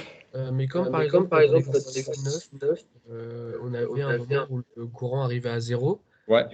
Ça veut dire qu'on a obligatoirement une ondulation relative qui est de 1,5, non? Vu que au final. Non, pas alors si ça arrive à. Parce que du coup, I moyen, ce sera 1,5 de grand IM. Ça va, oui, ça va, ça fait. Oui, ça vaut, oui, vous avez raison, oui, ça vaut autour de I max sur 2 à peu près, oui. Et dans ce cas-là, on est loin des 1,6. Oui, non, le cas. Le cas du courant interrompu, oui, c'est un cas qu'on essaie de ne pas avoir dans la pratique, si vous voulez. Parce que ça veut dire qu'il y a des moments où il n'y a pas de courant qui arrive sur l'inducteur. Donc, si vous voulez, on arrive à corriger ce problème-là. En fait, pourquoi on peut avoir une conduction interrompue du courant?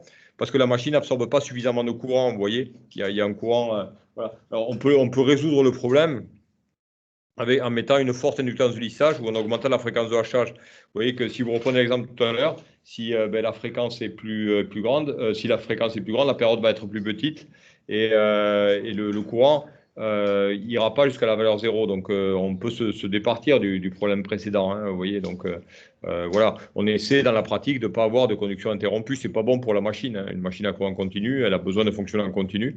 Donc on fait en sorte de ne pas aller jusqu'à la conduction interrompue.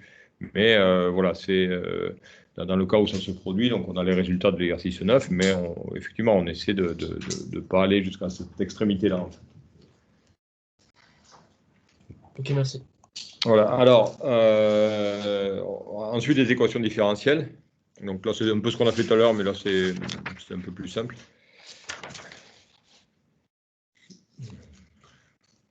Alors, on va étudier le courant dans les différents intervalles.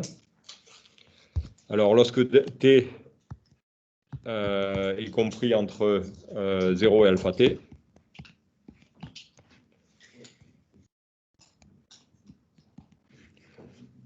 voilà, donc les quadifs entre 0 et alpha t, c'est donc V égale E plus LDI sur dt.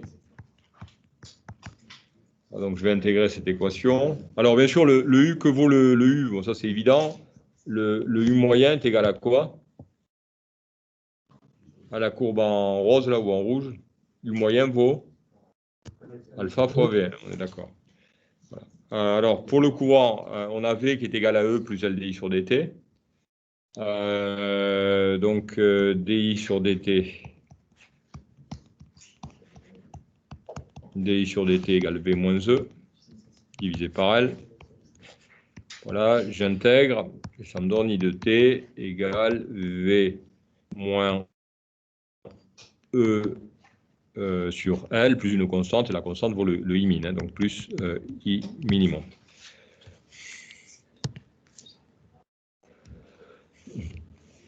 Voilà, donc ça c'est dans le premier intervalle.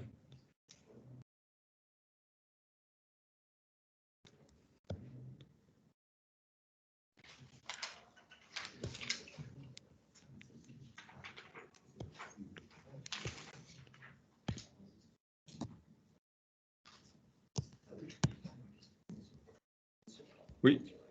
Pour l'expression des t, il ne faudrait pas mettre un t en facteur de V moins 1 sur L. Alors il ne faudrait pas mettre un t facteur de V moins 1 sur L. Ah oui, il y a un petit t, le petit t, oui, j'ai oublié de le mettre. Excusez-moi, mais pas, voilà, simplement un petit t ici. Voilà, un t ici et plus im. Là, si vous intégrez plus un i minuscule. Voilà. Là, si vous intégrez entre 0 et t, donc v moins l fois t, puis i de t moins il. Voilà, donc ça vous donne ça.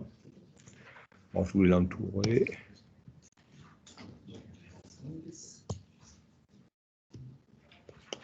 Bon, ça ne marche pas.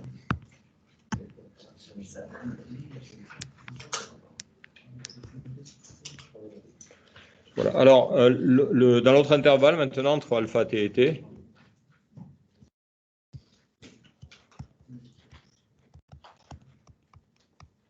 voilà, alors, quelle est l'autre équation différentielle entre alpha t et t? Qu'est-ce qu'on va écrire? C'est la diote qui conduit. Donc, on a, c'est la diote conduit. Ben, 0. Voilà, on a 0 égale à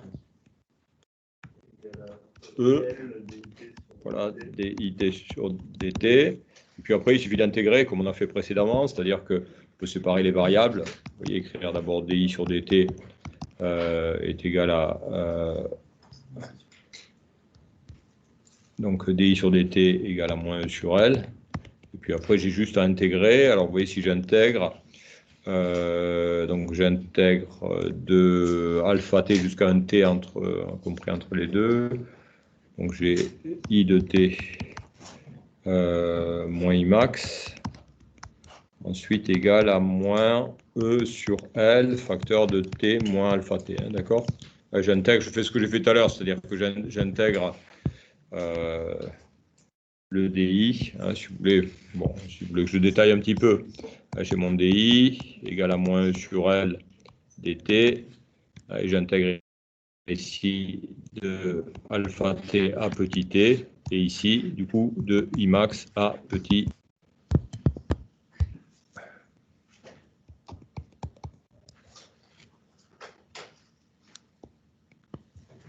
Voilà, et je trouve ça.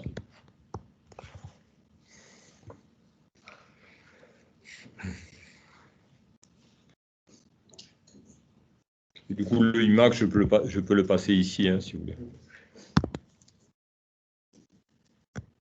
On va mettre ici le Imax.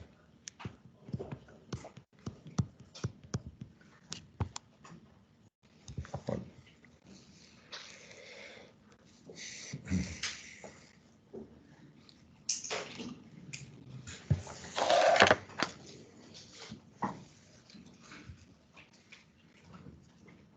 Alors, ce que vous allez voir, ce qui est intéressant, c'est de calculer l'ondulation une fois qu'on a fait ces équations-là. C'est de calculer, vous aurez une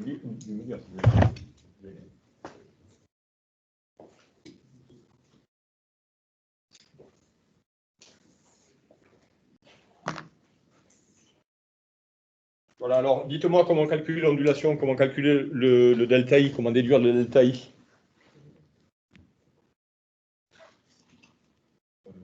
Oui. Ouais, alors vous voyez quand vous mettez, regardez, si vous prenez cette équation-là, celle que j'ai fléchée ici, donc c'est entre un t compris entre alpha t et t. Et si on se place en grand T, vous voyez en grand T, je vais avoir le minimum en fait, le I-min. Donc je peux écrire, vous voyez que je peux prendre le I en grand T. Le I en grand T vaut petit I-min. Et petit I-min vaut moins E sur L. Alors du coup, je remplace T par grand T. Moins alpha T plus I max. Et donc vous voyez l'ondulation en courant delta I est égale à I max moins I min.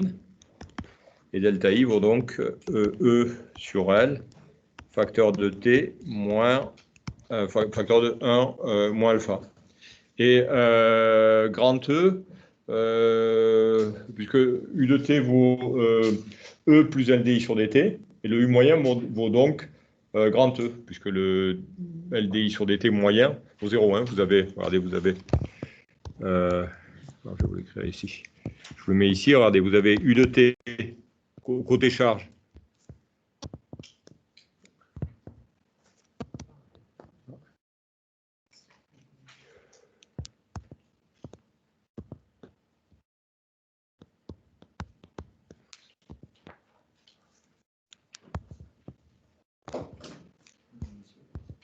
Attendez, j'essaie d'écrire un petit peu. Oh, ça m'embête, là, il m'a déconné. Attendez, je juste... je sais pas ce qui se passe.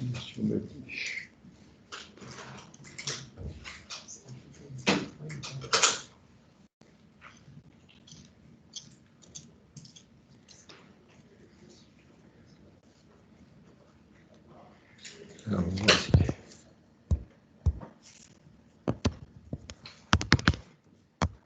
Ah, voilà. Donc j'ai U de T qui vaut E plus... Oula. J'ai le stylo là qui ne fonctionne pas bien, je ne sais pas trop ce qui se passe, je pense que c'est un problème de pile. Voilà. J'ai, vous voyez, U de T qui vaut E plus LDI sur DT. Si je moyenne, vous voyez, si je mets une barre dessus.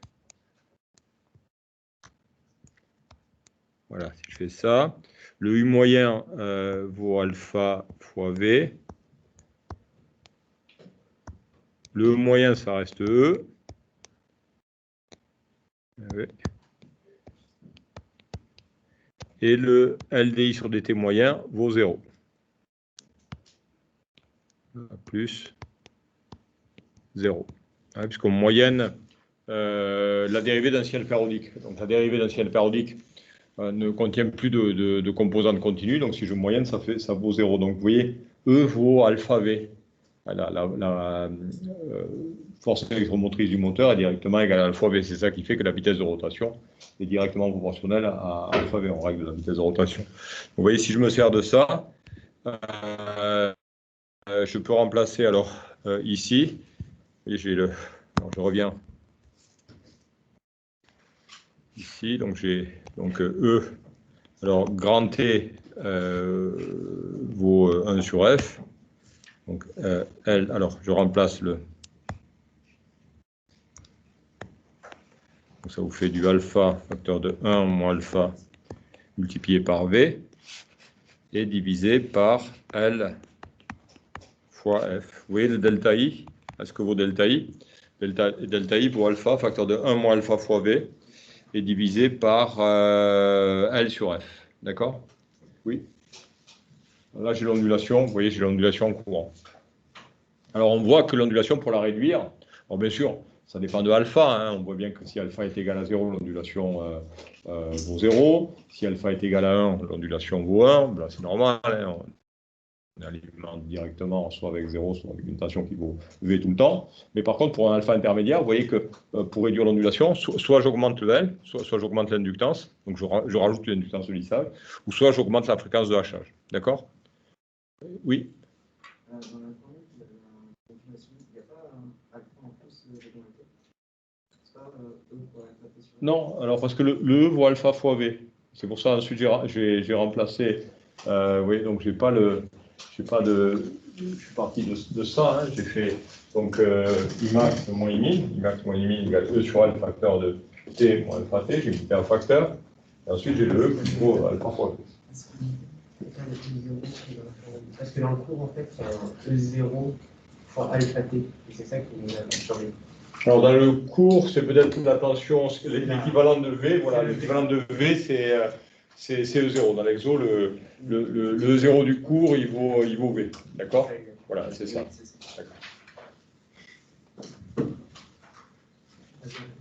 Monsieur? Oui. Donc en fait, ce qu'on vient d'expliquer, c'est que E égale E fois alpha, d'où alpha T. Oui, voilà, vous avez en fait U de T qui vaut E plus LDI sur dt. Si je moyenne, donc vous avez U moyen qui vaut E plus LDI sur dt moyen, et le LDI sur dt moyen vaut 0. Donc le E, la force électromotrice du moteur, vaut directement alpha fois B. D'accord? Donc je le règle en réglant alpha, en fait, le rapport cyclique. Oui. Le LDI sur dt qui vaut 0, c'est parce que c'est tout petit. Non, c'est pas parce que c'est tout petit, parce que le LDI sur dt, vous voyez, I de t, c'est un signal qui est périodique. Oui. D'accord? Donc, vous allez moyenner la dérivée d'un signal périodique. Donc, si vous dérivez le signal périodique, il perd sa composante continue. D'accord? Et si vous le moyennez, du coup, ça fait 0. Parce que quand vous moyennez, vous devez récupérer juste la composante continue et elle vaut 0 parce qu'il a été dérivé. Voilà. Alors, on a delta I. On peut le calculer, du coup, delta I. Vous voyez, avec les valeurs qui vous sont données. Alors, par l'application numérique. Alors, l'ondulation courant, on vous dit de le faire avec un alpha de 0,6. 0,6, donc le 1 moins alpha vaut 0,4. V, la tension d'alimentation, vaut 500. On vous dit de prendre une inductance totale qui est égale à 10 milli. 10 milli, ça fait 10 moins 2. Et le grand L, donc c'est, oui, L 10 moins 2 et F 250 Hz.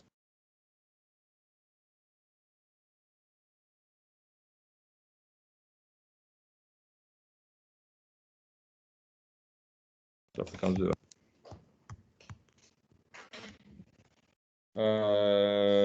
voilà, et du coup, alors, on peut déduire la valeur de Imin. On vous dit, alors, on vous dit, on a un grand I, on a un I moyen égale grand I égale 150 ampères. Donc ça, c'est la machine hein, c'est le couple demandé à la machine qui va tirer un tel courant. Donc j'ai I moyen égale 150 ampères. Et donc ça me permet de calculer le Imin et le Imax. Donc Imin égale I moins delta I divisé par 2. Voilà, là, ça c'est évident. Donc 150 moins 48 sur 2, 126 ampères. Et le Imax, grand I plus delta I sur 2. Donc 150 plus 48 sur 2. Et ça vous donne 174 ampères. Donc vous avez un courant qui va osciller entre 174 et 126 ampères. Et en moyenne, il va être égal à 150. Voilà la question 3. Donc la question 3, on vous dit le moteur est alimenté à partir du réseau continu V égale 500 volts par l'intermédiaire du hacheur. L'inductance de lissage est suffisamment importante pour qu'on puisse considérer que le courant est parfaitement égal à sa valeur moyenne. C'est-à-dire que là, on a enlevé des ondulations de 48 ampères. Donc il suffit pour ça de rajouter encore un petit peu d'inductance. On vous dit la résistance de l'ensemble moteur, comme on a rajouté l'inductance de lissage, la résistance a augmenté un petit peu. La résistance de l'ensemble moteur plus l'inductance vaut 0,2. Aucune résistance n'est placée en parallèle avec l'inducteur. La charge entraîne, voilà, la charge sur le moteur entraîne donne un couple résistant constant.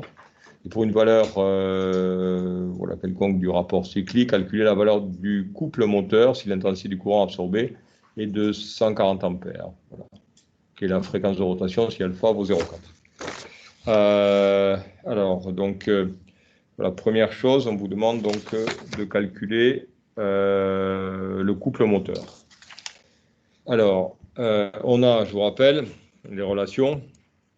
Vous avez le couple ici délivré par le moteur CU, donc vaut CEM moins CP, ici CP vaut 0, donc CU est égal, le couple utile est égal à CEM, parce qu'on néglige les pertes autres que les pertes joues.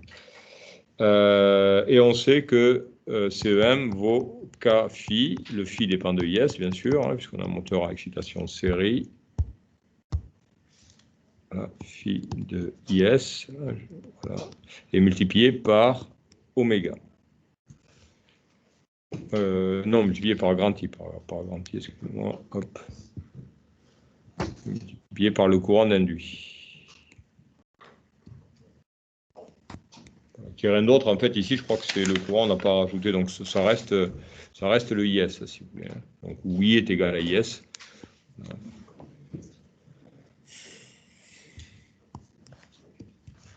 Voilà, donc on a cette relation-là, et on sait également avec ce K phi, on a E égale K phi, alors K phi de IS est multiplié par oméga.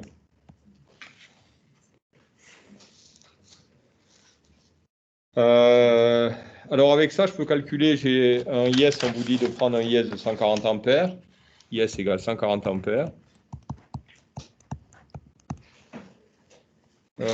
Puis avec ça, je peux calculer ce que vaut le K phi. Du coup, je vais dans le tableau.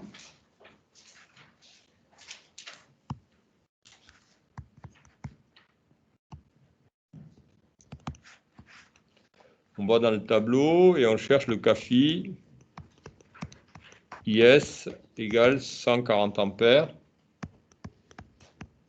Et dans le tableau, vous voyez que vous avez alors, pour IS égale 140 ampères, vous avez une force électromotrice qui vaut 454, donc ici 454, et une vitesse de rotation de 1000 tours par minute, sauf qu'il faut la mettre en radians par seconde. Donc 2pi fois 1000 et divisé par 60.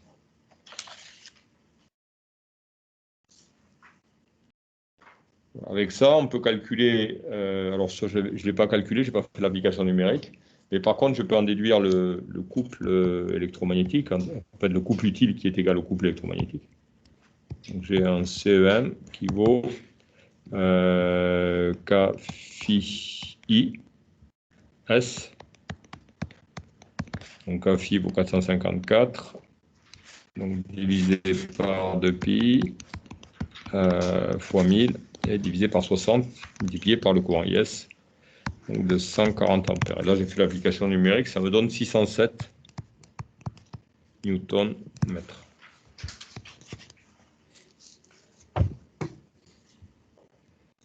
Voilà, et ensuite, on vous dit alpha égale 0,4, on vous demande de calculer la nouvelle vitesse de rotation.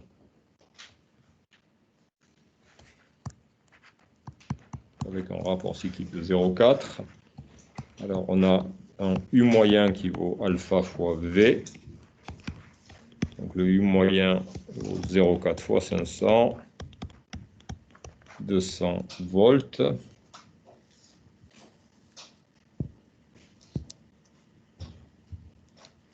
Voilà, et on vous dit qu'on retient compte des résistances. Donc, alors, E. Du coup, E vaut U. Alors, moins. Alors, le U moyen, donc moins la nouvelle résistance induite qui a changé un petit peu, hein, je mets RA' parce qu'elle vaut 0,2 maintenant, plus RS, et multiplié par IS. Alors, on fait le calcul.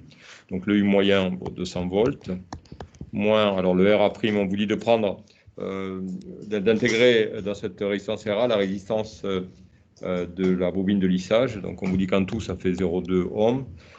Plus donc la résistance de l'inducteur 0,03 et multiplié par le courant IS, donc par 140 ampères.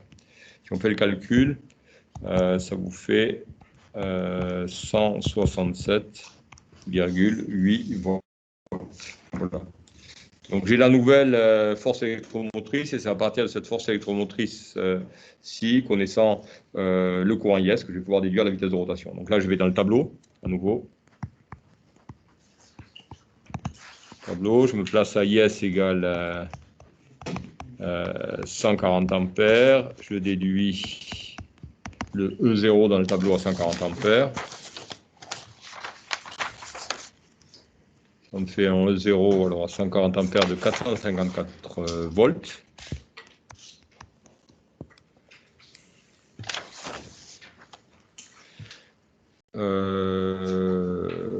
Ouais, je l'avais déjà, hein, donc dans le tableau, c'est 454 volts. Donc pour un N0, ça vous fait un K' phi, donc IS égale 140 ampères multiplié par N0, avec N0. Avec un N0 de 1000 tours par minute. Voilà.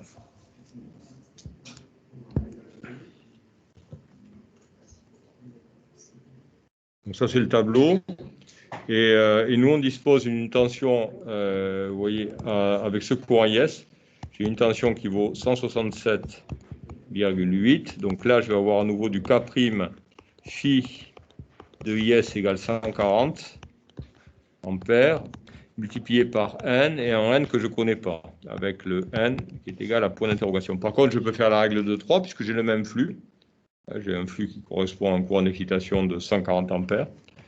Donc, je peux écrire que E sur E0 est égal à N divisé par N0. Et donc, j'ai N qui vaut E sur E0 multiplié par N0. Alors, E vaut 167,8. E0, donc 484. Là, et multiplié par 1000, et on trouve 369 plutôt. 369,6 tours par minute. Voilà. Voilà. Monsieur, c'est 454. E0. Combien? 454. Ah, 454, oh oui, excusez-moi. 454. Voilà. Ça donne 369 et des poussières. Alors, attendez, je vais voir l'heure qu'il est, si on a le temps de passer. Oui, il reste 10 minutes, on a le temps de...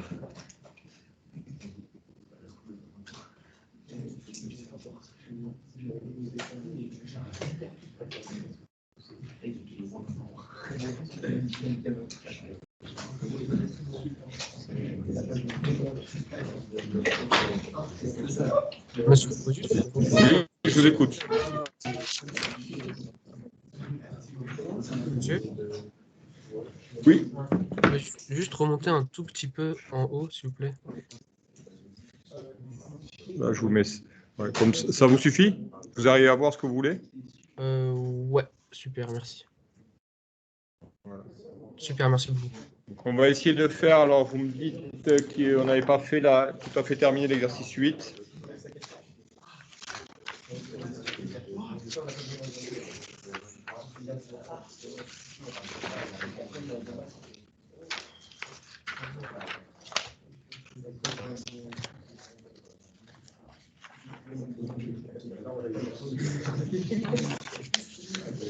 Voilà, alors attendez, alors exercice, essayez de... Voilà. Est-ce que vous avez des questions ou est-ce qu'on passe à l'exercice 8? On essaie de terminer l'exercice 8. Donc, voilà, alors on avait fait le petit dé.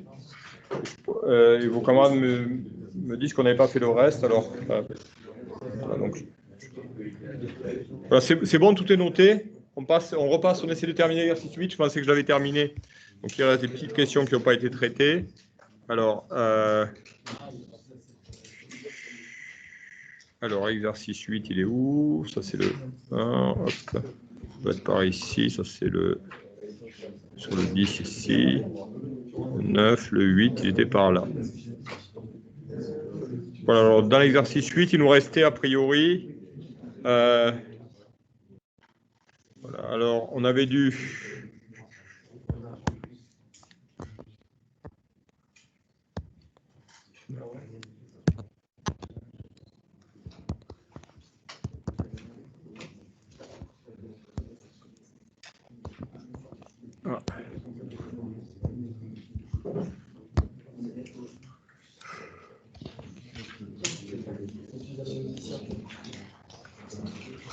alors, le petit d de l'exercice 8.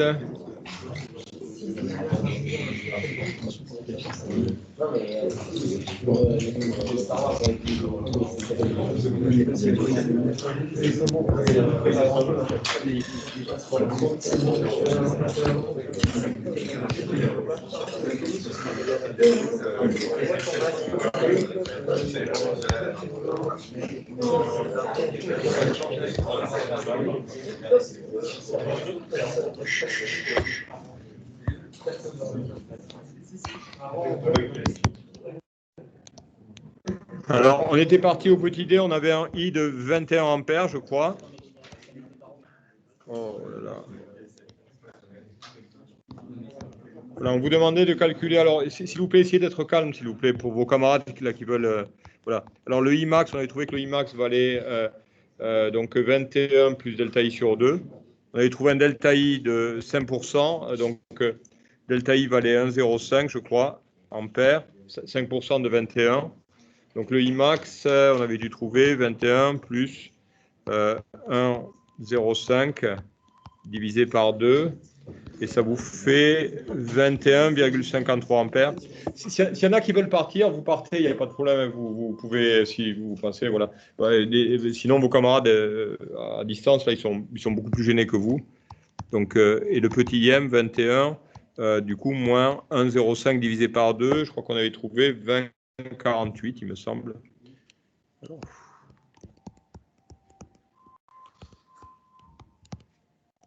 20,48. Alors, ensuite, voilà, on vous demandait le F min. Voilà. Alors, on va se servir de choses qu'on a déjà faites, c'est-à-dire que on a l'ondulation pour le petit e. Voilà, à partir de quelle fréquence de HH peut-on considérer que le courant, comme continu, voilà, ondulation relative de 0%. Alors, si on veut 0%, il faudrait en théorie une inductance ou une fréquence de HH infinie. Alors, on peut considérer que le courant qu'on continu, si on a on va dire que si on a une ondulation qui est inférieure à 5%. Alors, l'ondulation en courant, on l'a montré, hein, l'ondulation en courant vaut le delta I en courant.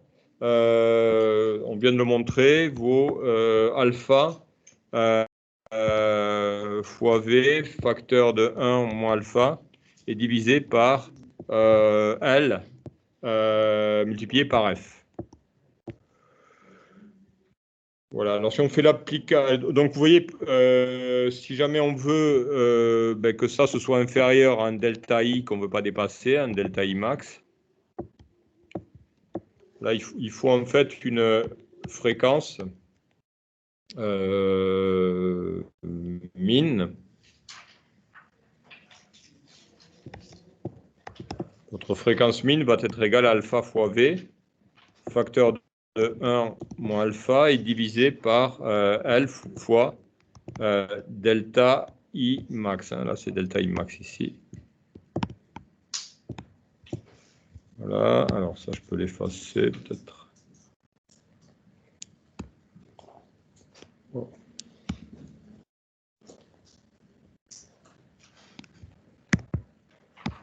Voilà, donc ça, c'est la formule qu'on a montrée tout à l'heure. C'est la formule du... voilà, on se sert de la formule de l'ondulation de courant. Alors, si on fait une application numérique ici, avec... voilà, en prenant delta I max de 5%, un delta I max de 5%, l'inductance, on vous la donne 57,6 mA. on peut calculer à partir de quelle fréquence on va avoir une ondulation qui va être inférieure à 5%, 5% du grand I. Voilà. Alors, pour ça, je fais donc F min égale à alpha. Alors, alpha, ici, on vous dit de prendre 0,6. 240 volts pour la tension V. Et du coup, 1 moins 0,6, 0,4 pour le 1 moins alpha. On divise par l'inductance. Donc, inductance 57,6 milli. Et ensuite, le delta I max, donc 5%, on a dit 0,05 multiplié par 21. 5% de I, donc de 5% de I, ici, donc 0,05 fois 21. 21, voilà, 1, 0, ça c'était un 0,5. Monsieur, Oui, je vous écoute. je comprends pas à quoi ça correspond delta I max. Delta I max, le delta I, l'ondulation en courant maximale, si vous voulez. Là, je la fixe à 5% de I. Et j'essaie de calculer quelle fréquence de HH je dois appliquer sur le HR pour avoir l'ondulation inférieure à 5% de I. D'accord. Ok. Parce que dans la question Voilà. 5, on n'est justement pas d'ondulation. Ouais, mais c'est pas pour qu'on n'ait pas d'ondulation, je sais pas, je la comprends bien la question, mais pour qu'on n'ait pas d'ondulation, il faut soit faire tendre l'inductance vers l'infini, alors avoir une inductance suffisamment grande, ou soit avoir une fréquence de HH également qui tend vers l'infini. Ouais, on le c'est voit ça. dans la formule. Vous voyez, vous avez voilà, le delta I qui vaut alpha fois V fois 1 moins alpha divisé par L ou F.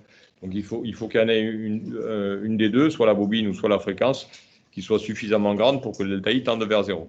D'accord ? Du coup, moi j'ai pris 5% pour que ça fasse une application numérique, qu'on ait une valeur un peu planchée. J'ai pris 5% de I, donc 1,05. Et j'ai calculé le delta I. Et donc, ça me fait un delta I de... j'ai pris un delta I, excusez-moi, de 1,05 ampères. J'ai calculé le F min. Alors, si je fais l'application numérique, ça me fait 952 Hz. D'accord ?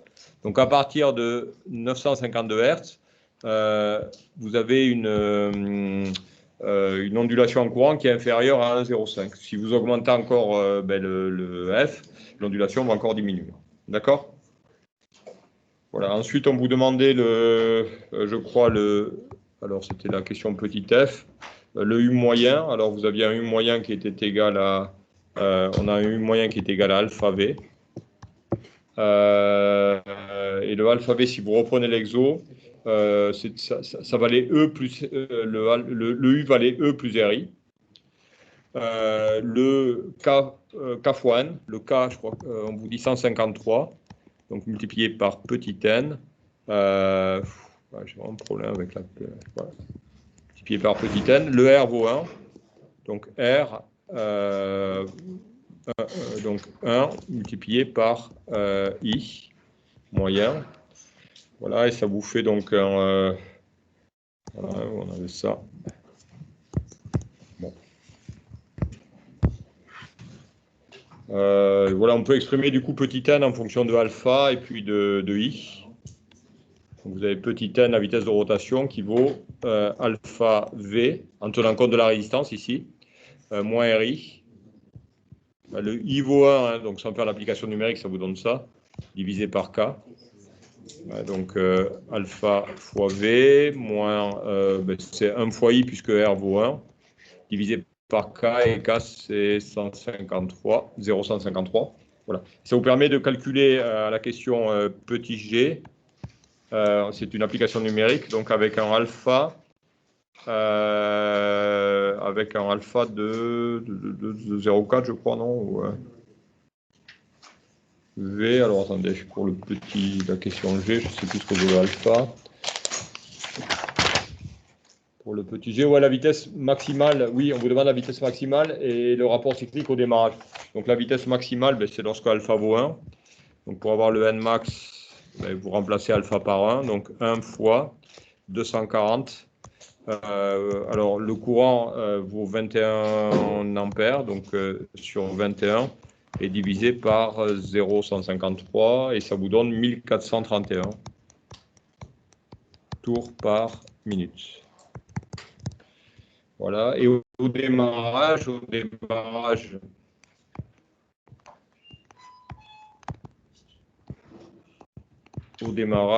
vous avez un petit n qui vaut 0.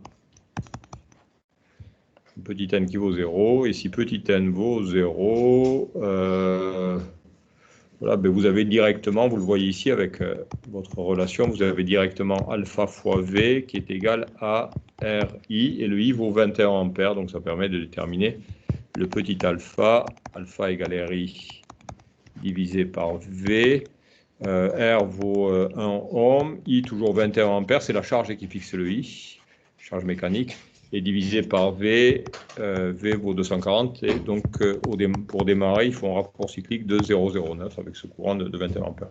Voilà, donc ça termine l'exercice 8. Moi, j'ai pas ça. J'entends rien, il y a un brouhaha. Oui. Moi, si je vous avez une trouve question à poser. Oui, pour. Je trouve pas ça pour la question F, parce que je suis parti de E, enfin la relation de E égale K fois N. Ensuite, j'ai dit que E, c'était V fois alpha. Non, alors il faut partir de U. Vous avez U de la loi d'Ohm, il faut partir. Vous avez, vous voyez, pour le F, je vais vous l'écrire parce que vous allez rien entendre. Vous avez U de T égale à.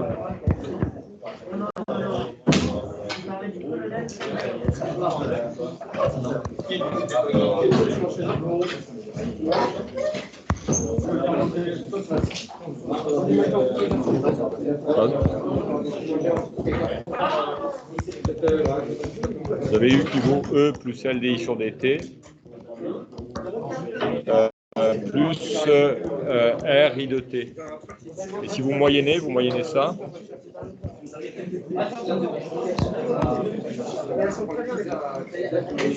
Voilà, ça vous fait donc U moyen égale alpha V égale à E plus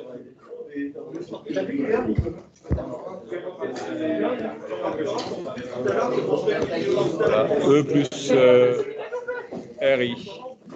Et le E vaut KN. Pourquoi E plus RI? Comment? Ah oui, ok. Voilà. D'accord.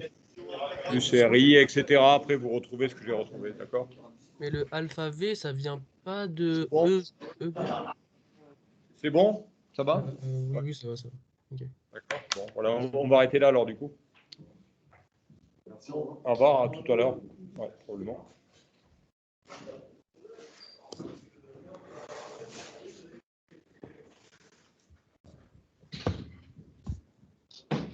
Au revoir.